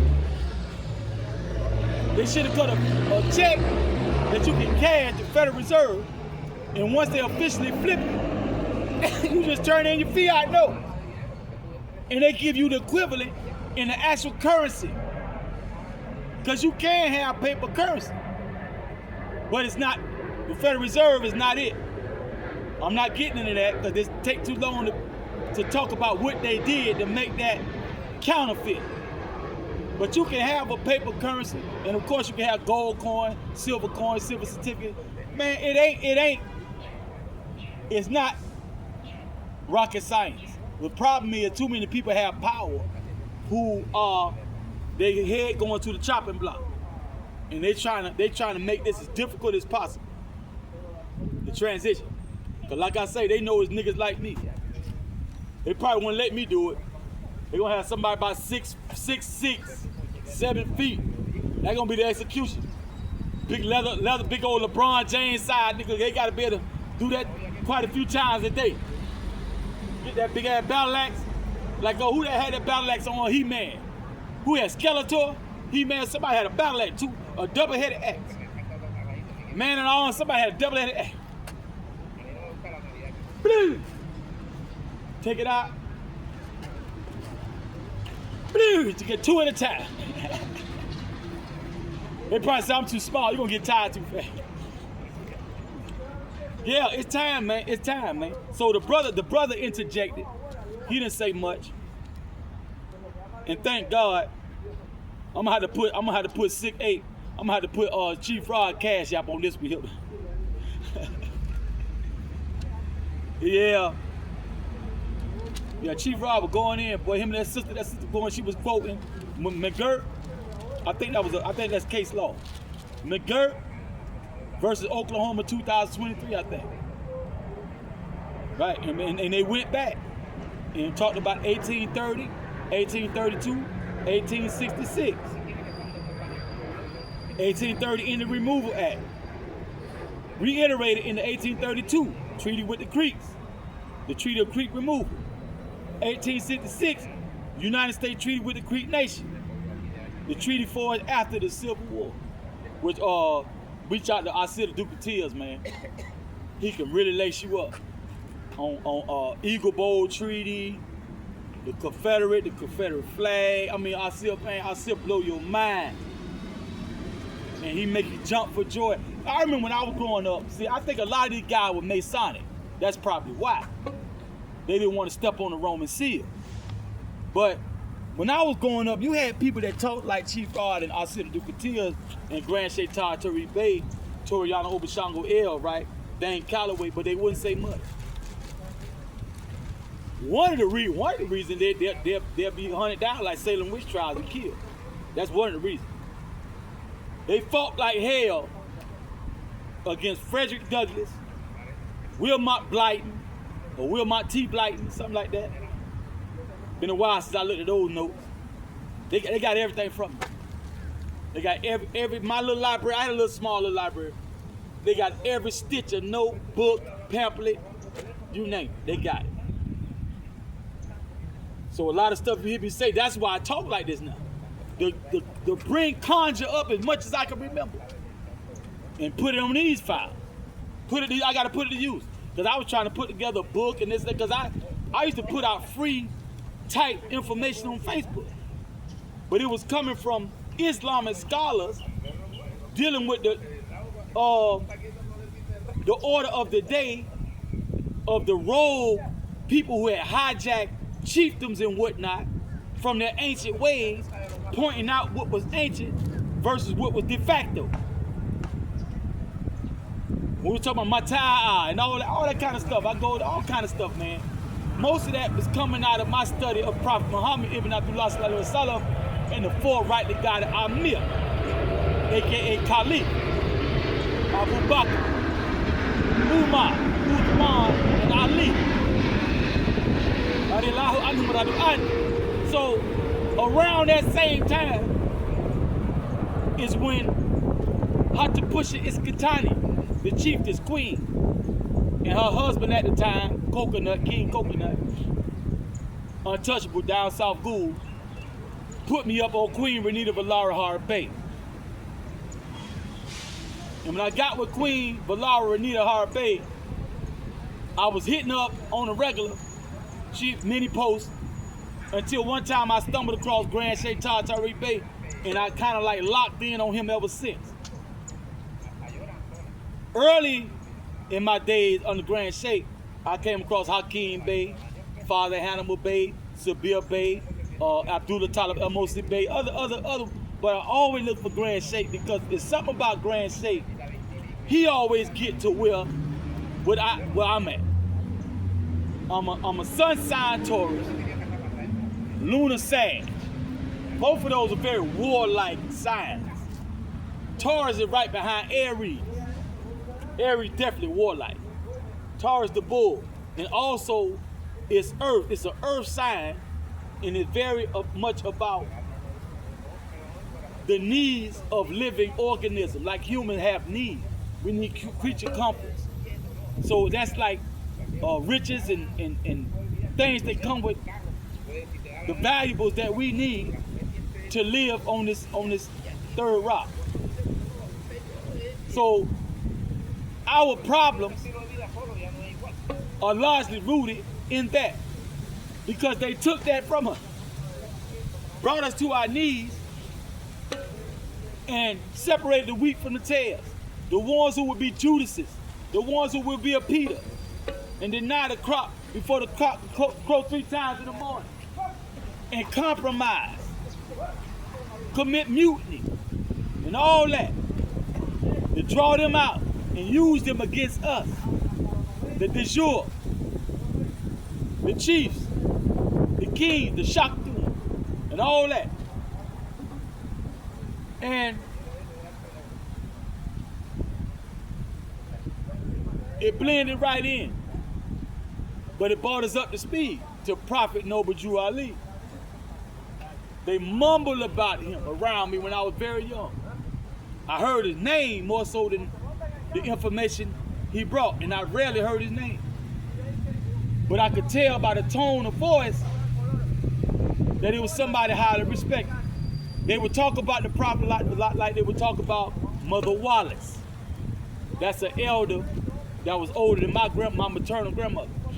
That was in my maternal grandmother's brood but she was one of her elders. So I knew from the way they spoke of Noble Drew Ali that he was somebody that the nation venerated. But the problem with that, I don't think I should say his name because I don't want him to get no type of negativity toward him, but a Florida Moor told me that the Nation of Islam would call it this. After 25 years of uninterrupted service, registered nation Muslim, they will give you a red book. And in that book, they will begin to talk about the Prophet. And sometime down the line, you'll get another book. I think that one might be read too.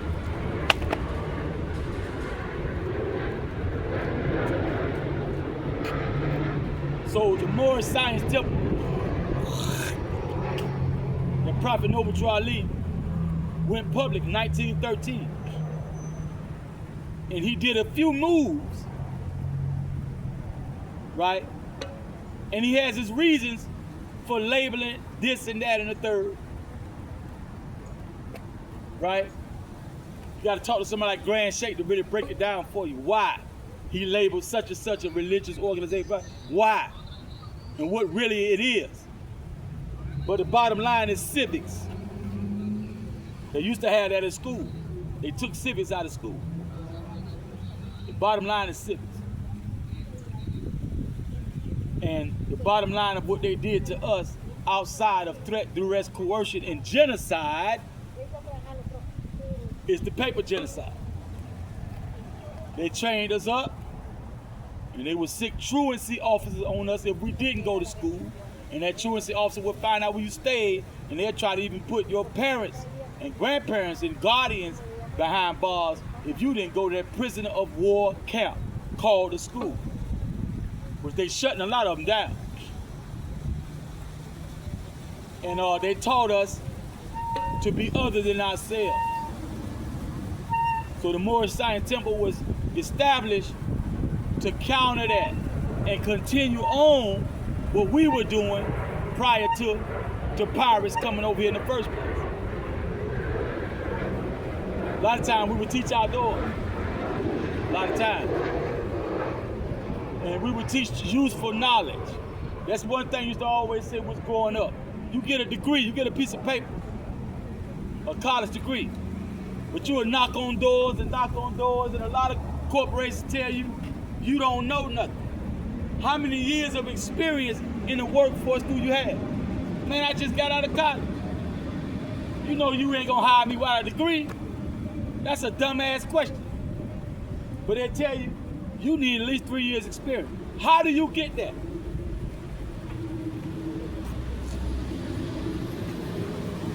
The Roman, the Greco-Roman society, if you really want to get up that ladder, yeah, favors. So a lot of people caught on. So in high school and college, they're getting a Greek society, Greco-Roman. They already get letters of recommendation from the professors. Like they said in the early Wall Street, when they were selling us our asses on the auction block, a likely Negro. They'll send a note like that. He likely to do what you want him to do. So that person cannot have a college degree, get an apprenticeship, get work under the table. Before you know it, he got over 3 years experience walking around here telling people, oh, I used to work at IBM, da-da-da-da-da, Microsoft, da-da-da-da-da. Oh, you mean George? Oh, George Pattenberg? Oh, da-da-da-da. There you go. I just met a Pattenberg recently. That's why I said Pattenberg. That just came up of my... Yeah. So, Greco-Roman, if you know anything about them, that's one of the main points of contention.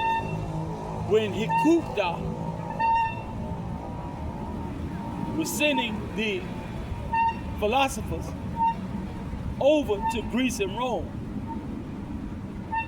to raise them up by degrees.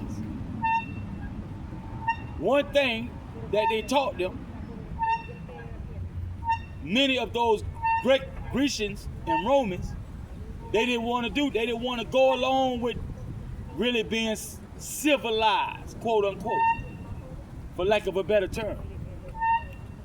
They didn't want to be raised totally from savagery, quote unquote, from necromancy. That word, necromancy, right? Filthy ways. They want pedophilia, pedophile. They want to eat the child. They want to have sex. I mean, we're talking about an infant. They will take and cut the infant out of the woman's womb and kill the woman.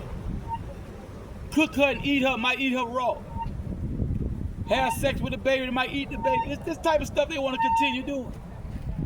So what we call Egypt today, we're sending them philosophers like Plato and Socrates and all that, and they really gave them a hard time.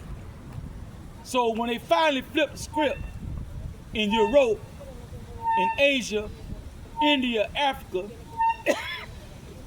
and then came to the West, they forced these things upon the people by way of when they started to hoard up the resources of the land, air, water, and sea. And now, in order for you to get to your resources that are yours, you have to go through this middleman who started out with treaties, contracts and treaties, really contracts.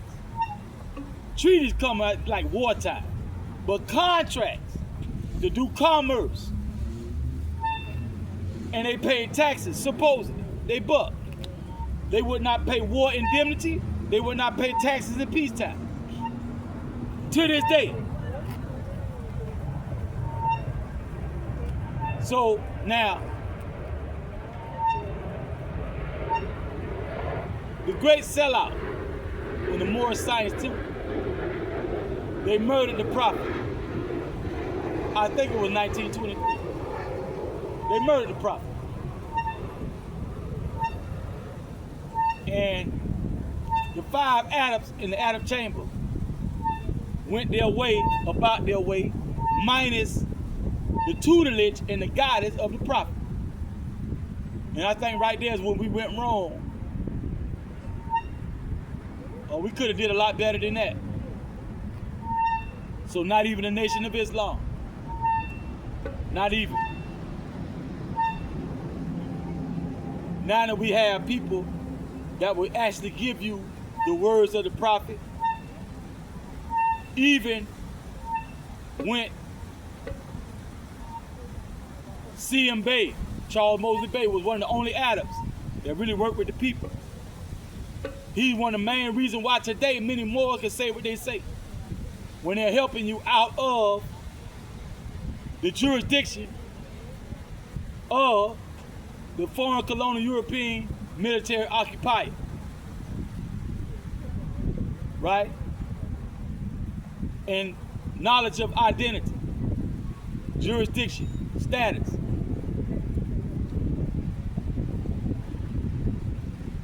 Because in the time of the prophet, you didn't have, I don't even think you had birth certificates yet. I don't think you had social security cards yet.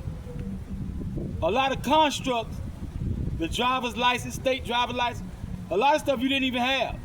And these are the constructs that they're using because the wording in the contract that you sign, what gives it power. Your photograph, your signature, right? It gives it some power. They really don't have power at all.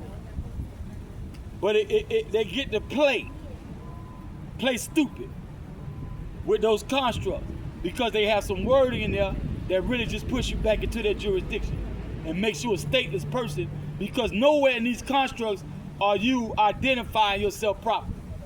And in the school system, they taught us how not to. All the way to the point they got up into what we say today, the most modern term, you would say probably African American. Right? Because autochthonous is not modern, that's ancient. Sovereign is not modern, that's ancient. That's what we are. They got us out of that, out of antiquity, until the modern slave. So, that's in a civil, slick way. So-called sliver of peacetime, whatever. But of course, at all times, is under threat, duress, and coercion, because what you have is a lot of so-called thieves are really not stealing. You can't steal what's yours and what has been wrongfully taken by force. That's not stealing. That's taking something back. And a lot of people on the verge of starvation, malnourishment, and have children to feed and whatnot. So a lot of these shoplifters and all this kind of stuff, they really not stealing.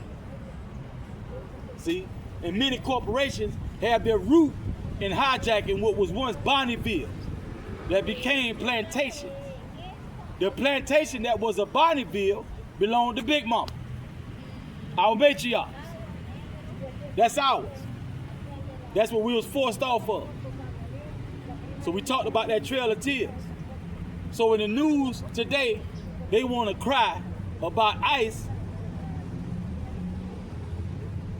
But many of these people are hooked up because most of these people, most of us, period, have some of everything in us, DNA-wise. But under that system, of course, largely melanated people are going to be the ones marginalized, because those are definitely those that are autochthonous people that they're stealing from. So the dirty Moors from the east, they hooked up with the dirty Moors in the west who would sell out their own people. Because we're dealing with so-called United States right now. We clean up our own house before we start going anywhere further than that. We got to clean this house, especially the way, the nature of the occupation. See, that's largely their part, by their part, because the slaves, so-called slaves, those targeted to be slaves, one of the main tools was to divide us up through languages, not being able to speak the same language. So for the most part, a lot of so-called Americans don't speak Spanish, like a lot of people from Spanish-speaking countries who was forced to speak Spanish. Not that we did not speak it, but we didn't have to speak it, because we had many other languages. But they became to the point, because Spain spoke Spanish, they forced those people in those different islands in Central America, South American countries to speak Spanish. And matter of fact, a lot of times they forced them to not speak the other language. We have many tongues because we travel the world. You have any given person can speak 30, 40, 50, 100 languages. They don't allow us to learn like that anymore because of the rat race that we're trained to hurry up and get into by the time we're about 15, 16. A lot of us dropping out of middle school, high school to go get a job to help out the family, go jump in the military.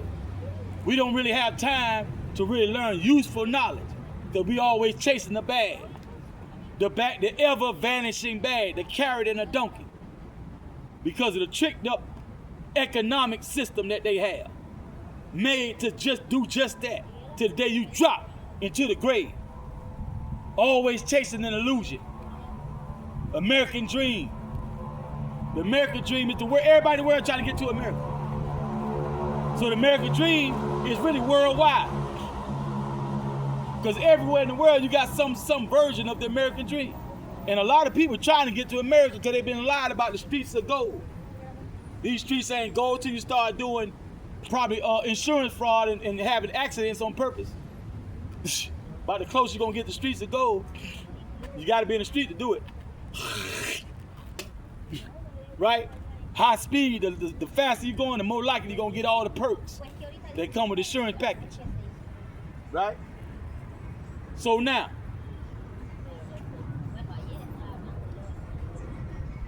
the brother made a good point. They're asserting that we do need reparations still. Fast too. They talk about the month of November, they not having food stamps in the whole country. While they still sending billions of dollars to Israel of taxpayers money. They robbed the what they call Social Security. So a lot of people can't even retire properly. They robbed the 401k. A lot of people got a 401k package waiting on them, but when they retire, it's not there. So all them weeks they were taking money out their checks. Bi-weekly, some people get paid monthly for 20 years, 30, 40, 50, 60 years. And get there, it's not there. Israel got a lot of it to name one destination. Because they send a lot of money elsewhere, taxpayer money. But they have no money for the infrastructure, for the actual people that run America. They stole a lot of our factories. Used to be made in USA. We made the company owners rich, working for them. We were getting rich right along with them until they started tricking up the economy. One of the biggest tricks was outsourcing the factories to sweatshops in Asia. People being forced to work for less. Then they'll come over here illegally or legally and take a job less than we'll take, undermine our union. And it's a whole lot more. That's just a small part of what they did to us in the economic sphere, right? So of course, yeah, while you are still using fiat note, Federal Reserve note, we should get a check. When they stop that note, everybody should be able to go to some type of banking institution and turn their notes in and get some of value back for quite some time. To hurry up and get that off the street. Tell you got a deadline, but give them enough time to get that shit off the street. And then the business start refusing to take that shit. But the banks will. So the only way you can go with that fiat is to get some money. You can't get no food, no clothes, no gas, just some real money. And get that shit off the goddamn street. And give us some goddamn money. Right? So we can live peaceably amongst each other. That way if somebody out here robbing, stealing and killing, they need to take their ass to goddamn jail because they ain't got no motherfucking excuse. But if you sit here and let this shit go to hell and chaos, which way they might quite likely do, because what they're trying to do is preserve a slavocracy. If you go to jail murdering, robbing and stuff these days, ain't nobody gonna fight for you to get out there. You probably did it to your own people too. The main people who would fight for you. They try to ensure they have enough people they can put to work. So that this thing can keep on going. Because once they return this back to us, when you can't make us do what we don't want to do, everybody gonna start doing what they were born to do. And take their time. A lot of stuff won't work the same, but the thing about that, like Asir the Ducatil pointed out, a lot of shit, we don't even need this shit. Our technology, at the time of them arriving over here, was so far advanced from this, it's not even funny. Crude oil, we have more forms of sustainable energy that's more simpler and eco-friendly than crude oil. You have sources of light and energy that's simpler. You don't even need the power lines and stuff. So it's really just a matter of fraud continuing on both sides. Many people into the knowledge, in the know, in positions to take positions of power because they have the know-how to step in there and really run it properly. It's greed. It's a power grab. And it's still a measure to kind of continue on with the de facto's agenda of world domination.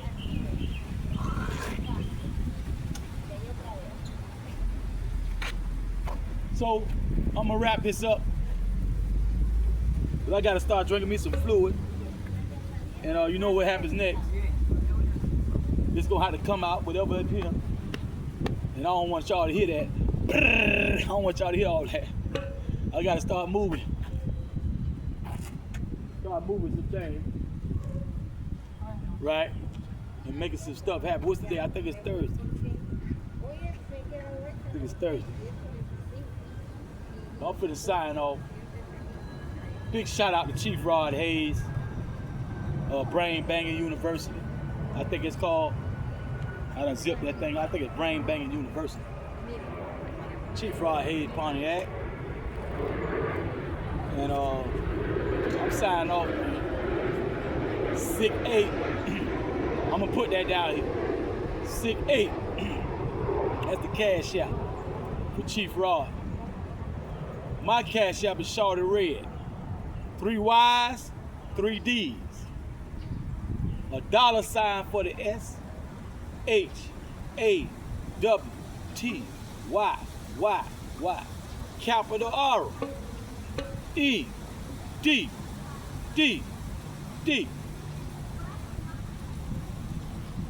That's my Cashapp. And since I said so much from that, I shared that to my Facebook. But this one time I had that written down. I got some more stuff written down. I don't know where it's at. Oh, it's in the phone. It's on the phone. I guess it's in the phone. I couldn't get to that. So maybe if I remember, when I edit this, I put it down in the drop down. When you press more, I might put that down in Afghanistan, Ukrainian, and all that jive I was talking about on the Biden administration and Kamala.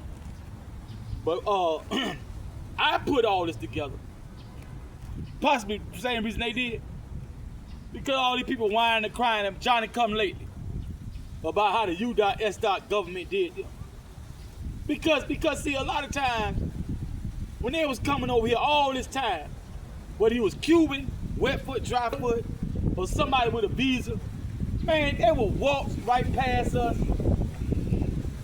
look at us, put their nose up, open their little Arab stove, they 99-cent stove, you from India, you know, Asia, got a little 99-cent stove and all that, and jewelry stores and shit, even banks. When we can't even get a bank loan from the banks, not only we help get rich, they stole that shit from us. We were the bankers over here. The exact same gold bars that was in our bank ended up in theirs. They murdered us and stole that shit from us.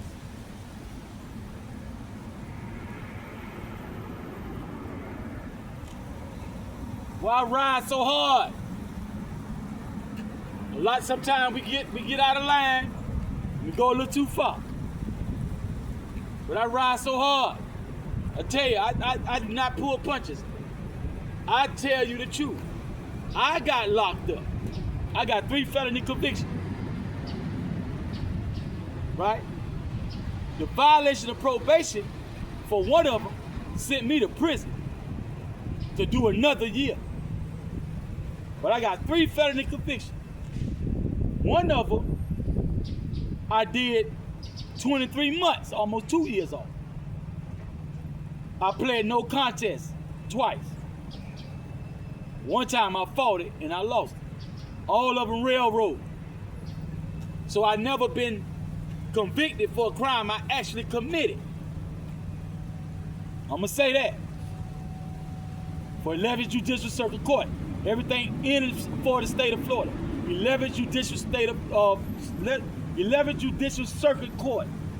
Harvey Rubin was the clerk of court throughout that whole time. He just passed away recently. Harvey Rubin from 94, if I'm not mistaken, he was in there in 94. And he just passed recently. And my last railroad conviction was 2000 in like 8-ish. 2008.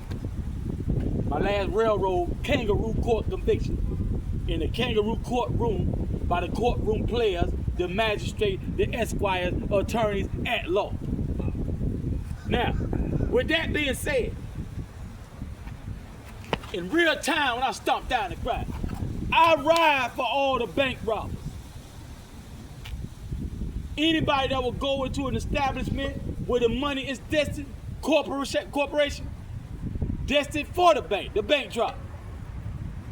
The ones who would stop the Brinks man, the Loomis man, the Wells Fargo man with the duffel bag, walking like the penguin. With so much money, they robbing the people for. Listen, man, you got tractor trailer full of garbage shit coming out these fuck ass manufacturers that'll be broke on the shelf. When it work, it don't work. Cheap as fuck. Garbage that they make. Just about everything that's made, from the threads to the jewelry to the shoes to the car, everything garbage. You supposed to be able to buy some of this shit and hand it down for 6, 7, 8, 9, 10, 15 generations or more. And it don't last for months and weeks. They robbing us every which way but loose. You goddamn right, I'll run up in where the most money at. Kick the door in if I got to. Use a Johnson bar, use a screwdriver, something to get in some shit and take some shit. Whip some ass, tie a bitch up, gag a bitch, bind a bitch, blindfold a bitch. Torture a motherfucker. Where's that? I was this close.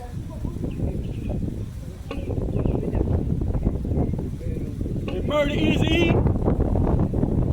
They murdered Derek D'Anthony Brown, Scooby, ATL, shouty. I was this close. They locked me up for no reason. Held me a whole year. I came back in 97, and that was the year. I think it was 1997. When somebody from Shadowlawn came and told me that they got cameras on the stoplights at the major intersections, all major intersections. Somebody from Shadowlawn, Florida told me that. What they call Little Haiti. A section of Little Haiti is Shadowlawn, Florida. Right then is when I knew I gotta put everything I got in me. The rebel in me gotta go into the music. That was my way to take everything I know, everything I'm about, everything I was about to do, and keep going, continue on, and make even more money in the street. A lot of times niggas might run out of bank by 12 stacks, 5,000. Because sometimes you don't have time to sit there and get what you want. Sometimes the way it all go down, the way it's all set up, you gotta just take what they give you. Hopefully they ain't got no dye packs in there, right? Get it busted down, count. Before you bust it down, count it up. Probably ain't got but $9,500. A lot of small bills, stuff look like a lot. So, you talking about the rap game. By 97, Master P done came out. He done got that deal from Body Body album. He going into the years where he made the movie Body Body, the movie. And all that. He far away from Ice Cream Man now. Master P was trucking, right? So come 97, Hot Boy, they finna get out that little region over there and get a bigger distribution deal, get more money. Mr. Mike, solo album. Trick Daddy, solo album. They're around all that around 97, 98. So this is when the majors in the industry and all they boots on the ground into the street start to move against me heavily. But instead of getting me, they got a lot of other people. Cause I'm a lot like when I box. I'm a ferret, I'm a fox, I'm a mongoose. I make a lot of moves, but you just don't see it coming. When you make your aggression, nigga, I shell up, I slip, I slide, I do it all, and I'm sticking to. Pit, pit, pit, drop it.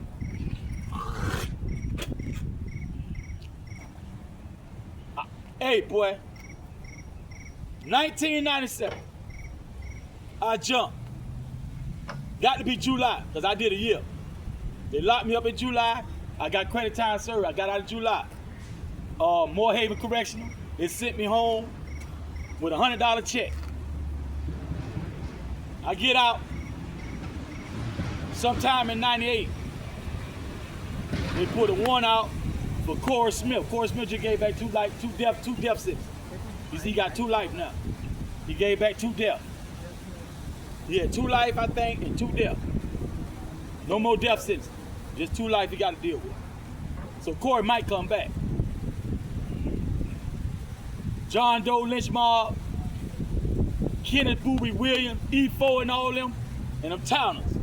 But I always say that was just a green light for them to get everything, definitely from County Line Road down into the Keys.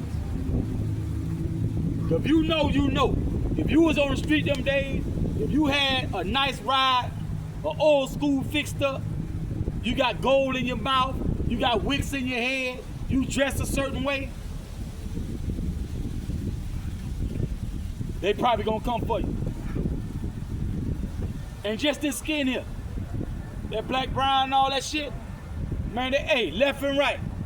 A lot of people caught time from 98, 99, 2000, and beyond. Those who would not just tighten up. Because they were coming in ways they didn't used to come like that. You could move around and do your thing, and that's just another day. Montel Jordan, this is how we do it. It got to a point, man, nigga, man, look here. Player. So, I take it personal. And I'm gonna have to sit down with pen and paper and just start, like some of the stuff I do it verbally. To be able to do it all verbally, I'm gonna have to sit down with some pen and paper, draw the line, time, the date, a little something I had did before, what people know I'm doing, da-da-da, like I just said the other day. Listen to Fuji first album.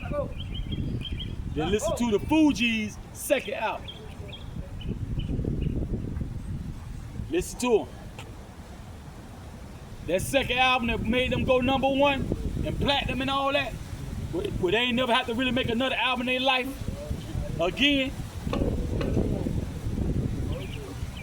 A lot of that, the new addition to what they already were doing, that backpack music, that boom bap, I was rehearsing that when they took me off the street. And matter of fact, one of the main artists that I was flipping their song a few years down the line, Puff Daddy artist, came out with the exact song and the exact same artist, even had the artist in the video. I think they had him in the studio. Oh, not, no. Barrington Levy. Yeah. That was one of the first, not the first, because my shit go back. I started at Barrington. It had to be after 93, because my son, my brother, Jimmy Jr., gave me the album, Barrington Levy. And I was vibing. That's what started that. That's after 93. But I got shit go back in the 80s. All that, before you screw off your nine, shoot off your nine, you screw on your silencer, that shit go back. I was doing that in high school. I graduated in 91. So that shit go back to the 80s.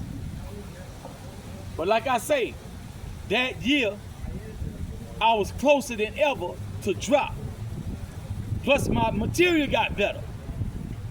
If you listen to all the hot shit back then, the Wu-Tang and all that shit, the time period when Fuji's came out, you gotta consider the state of rap that had built up to that point. It wasn't but so many acts out there, wasn't so many people good lyrically, wasn't so many good producers out there. And everybody who was real hot came with like a little more than what you bargained for. Probably total new style, totally original, but they're gonna have elements of somebody else that came with something like that before. Yeah, like that type of thing. But what they like to do, if you ain't signed, they wanna leave you behind. They wanna hide you. Because you ain't sell your soul to the devil. That's the devil. That's the devil incarnate. If it is a devil, that is the devil. Walk around in human meat suits. Them is devils. You analyze most contracts. So me and Slimzo, we wasn't with it. We do our own thing. right? Most of the Dirty Dozen. I don't know nobody from the Dirty Dozen sign the contract. You know, you got a little, if you a young dude and you like all that attention, you like girls, you know, have sex with a lot of new girls on the weekend, you meet new girls and, you know, they, and all that, if that thrill you, but that was already, I was like a little celebrity growing up around Muhammad Ali, people like that, Aaron Pryor, the Hulk, Sugar Ray Leonard. I was around people like that when I was young. Sir John Hotel, my daddy, and people he ran with, Porter Roll, all them, Eddie Lutlow and all them, all the stars of their day that was still stars when I was growing up, Sammy Davis Jr., all them type of people. They know them. James Brown. James Brown told my daddy he was the first promoter that ever really paid him every dime he owed him. So you know, that's fame. We was trying to duck the fame. We was young hustlers. We was on the wrong side of the law. Doing little stuff, selling dollar joints, reefer, you know, stuff like that. Shooting crap, unregulated gambling. You know, we shooting dice and shit.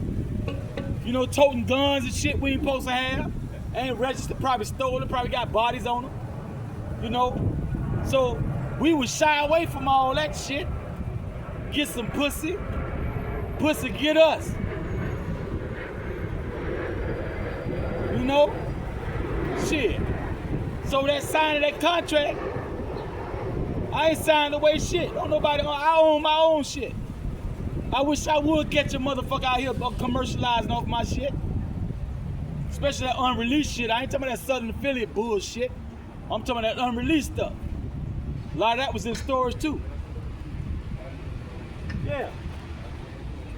So I'm gonna wrap this thing up because I always gotta touch on that. How the industry props especially. Because a lot of these other acts, I don't care. I really don't care if they copy it off me or not. I don't care. I like it. And the fact that I couldn't produce what I was trying to produce and put it on a medium, a CD and ADAT and that and DA38 and all that, the story, I need music to play. Only reason I ain't listening to music right now is because I'm doing this. But usually when I'm doing something like this, I'm playing come clean, don't come at all. When your hair stepped, when your motherfucking fall, only one rule in the game when you ball, come clean and don't come at all. I'm playing something, boy. Yeah. The best of the best that did it, I was coming down 28th Street playing goddamn Big Daddy Kane. I forgot the name of that song. They like the third album, second album. I could almost say I forgot that album. I played Raw first though. That's the first album. I played Raw, then I played another. Sometimes you gotta have that fix. And these days, that shit'll bring tears to your eyes. It got so much. We about to bury E. E just passed away. Shadowlawn E went to Edison. Big E. I just seen him not too long before you paid. He told me to come around there. I went around it, but I didn't stop.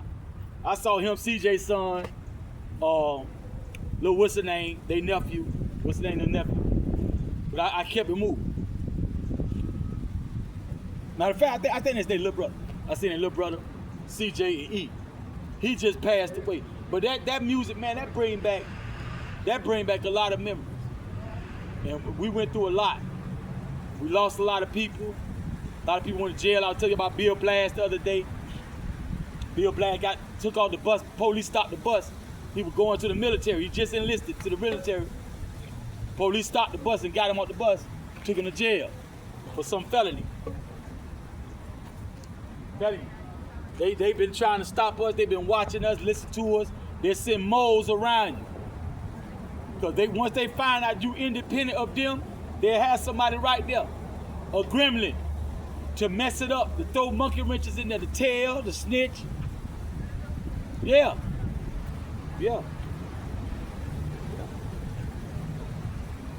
The Creator was with me, right? The all in all, the divine was with me. Seriously, because I was something else. Growing up, I was something else. I took risks. I took risks. And I never got a felony for something I really did. And I got to a certain age where a lot of things go to Slimzo, Vice Grip, Al Wynn, DeAndre Stevens, God bless the dead, Cornelius Stevens,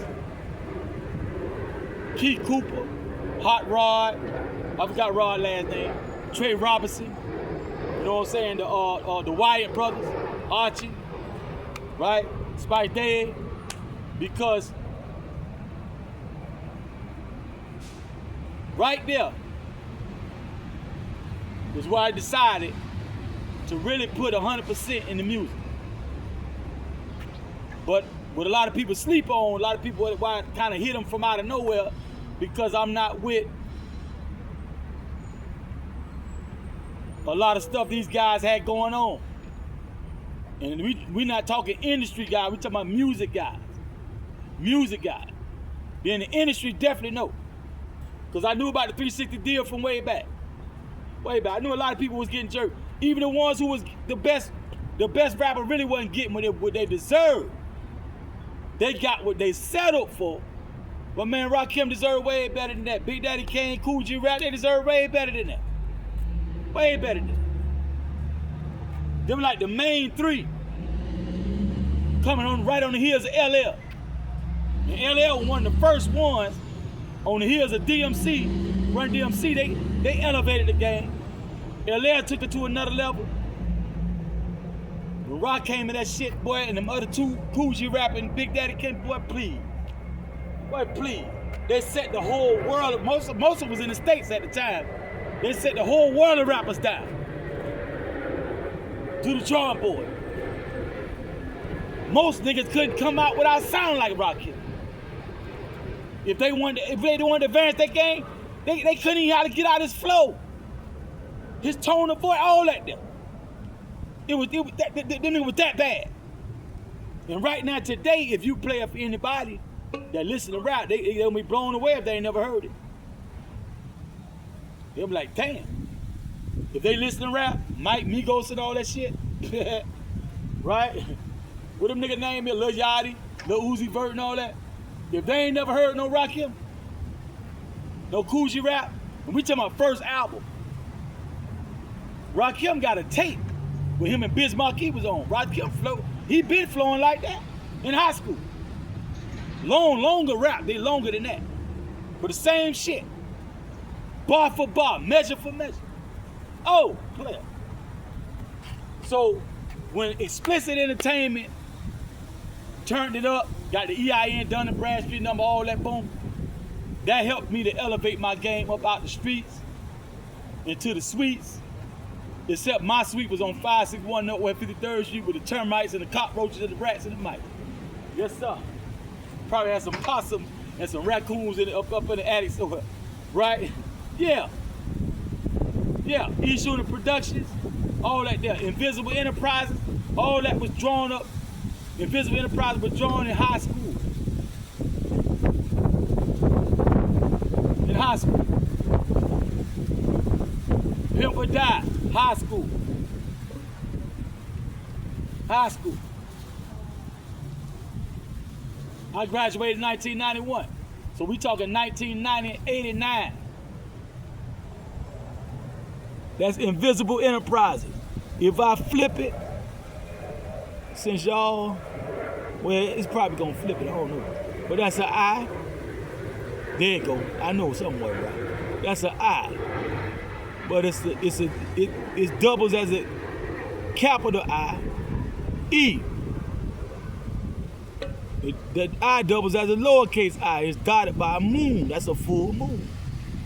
You flip it, it's some buildings. The full moon, just above the horizon. I did that in high school. And I don't do too much logo because I charge. God damn it, bitch.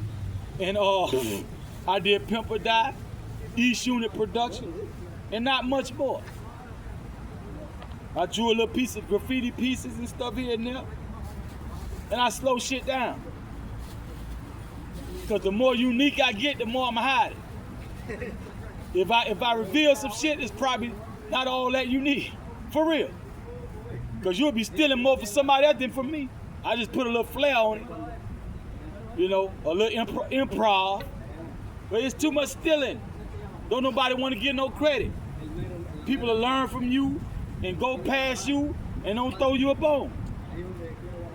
In the rap world, I can't hardly blame them because a lot of them get screwed many times over and sell their soul. They got death contracts and all. You can't hardly blame them for being stingy. Then Chief Rod pointed out the fact that some of them signed contracts where they can't give an exorbitant more of a certain amount to nobody. That's in the contract. I didn't know that. So dealing with the devil, man. Dealing with the devil is something that was out, but this is ours. Don't let you take what's mine like that. Tell me what I can and can't do, motherfucker. A lot of them can't even do it themselves. A lot of people on top of the food chain in that industry, the record industry, they can't sing, they can't rap, they can't play the drums. Right? And wouldn't even be making that money in that endeavor, in that field of endeavor, if it wasn't for the people that they shit on. Like, that's a damn shame. You know I'm not gonna subject myself to that. Motherfucker have to kill me and fight me and all this other stuff they do. Blow holes in my ceiling. Bust the pipes and make it flood me out. Yeah. See, this the type of shit we go from year in, year out. Not just me. I got family, friends, and neighbors went through the same type of shit. So no, we don't give a fuck about what all these other people going through.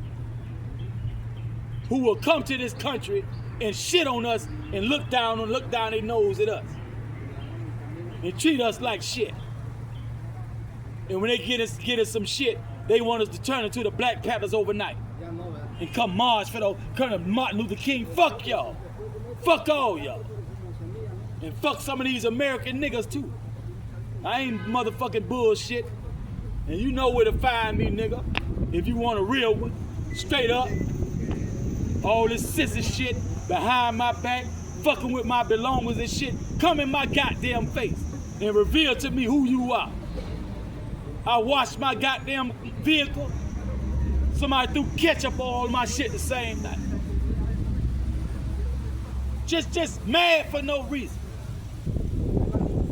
When you got a serial killer loose, dumping bitches in the bayou in Houston, somewhere in Texas. Know good and damn well it ain't me as much as you watch me. It ain't a minute go by somebody ain't watching me. And we ain't talking about no damn police. We talking about regular people, nosy, can't wait to see my downfall. Yeah, fuck y'all. I'm signing off.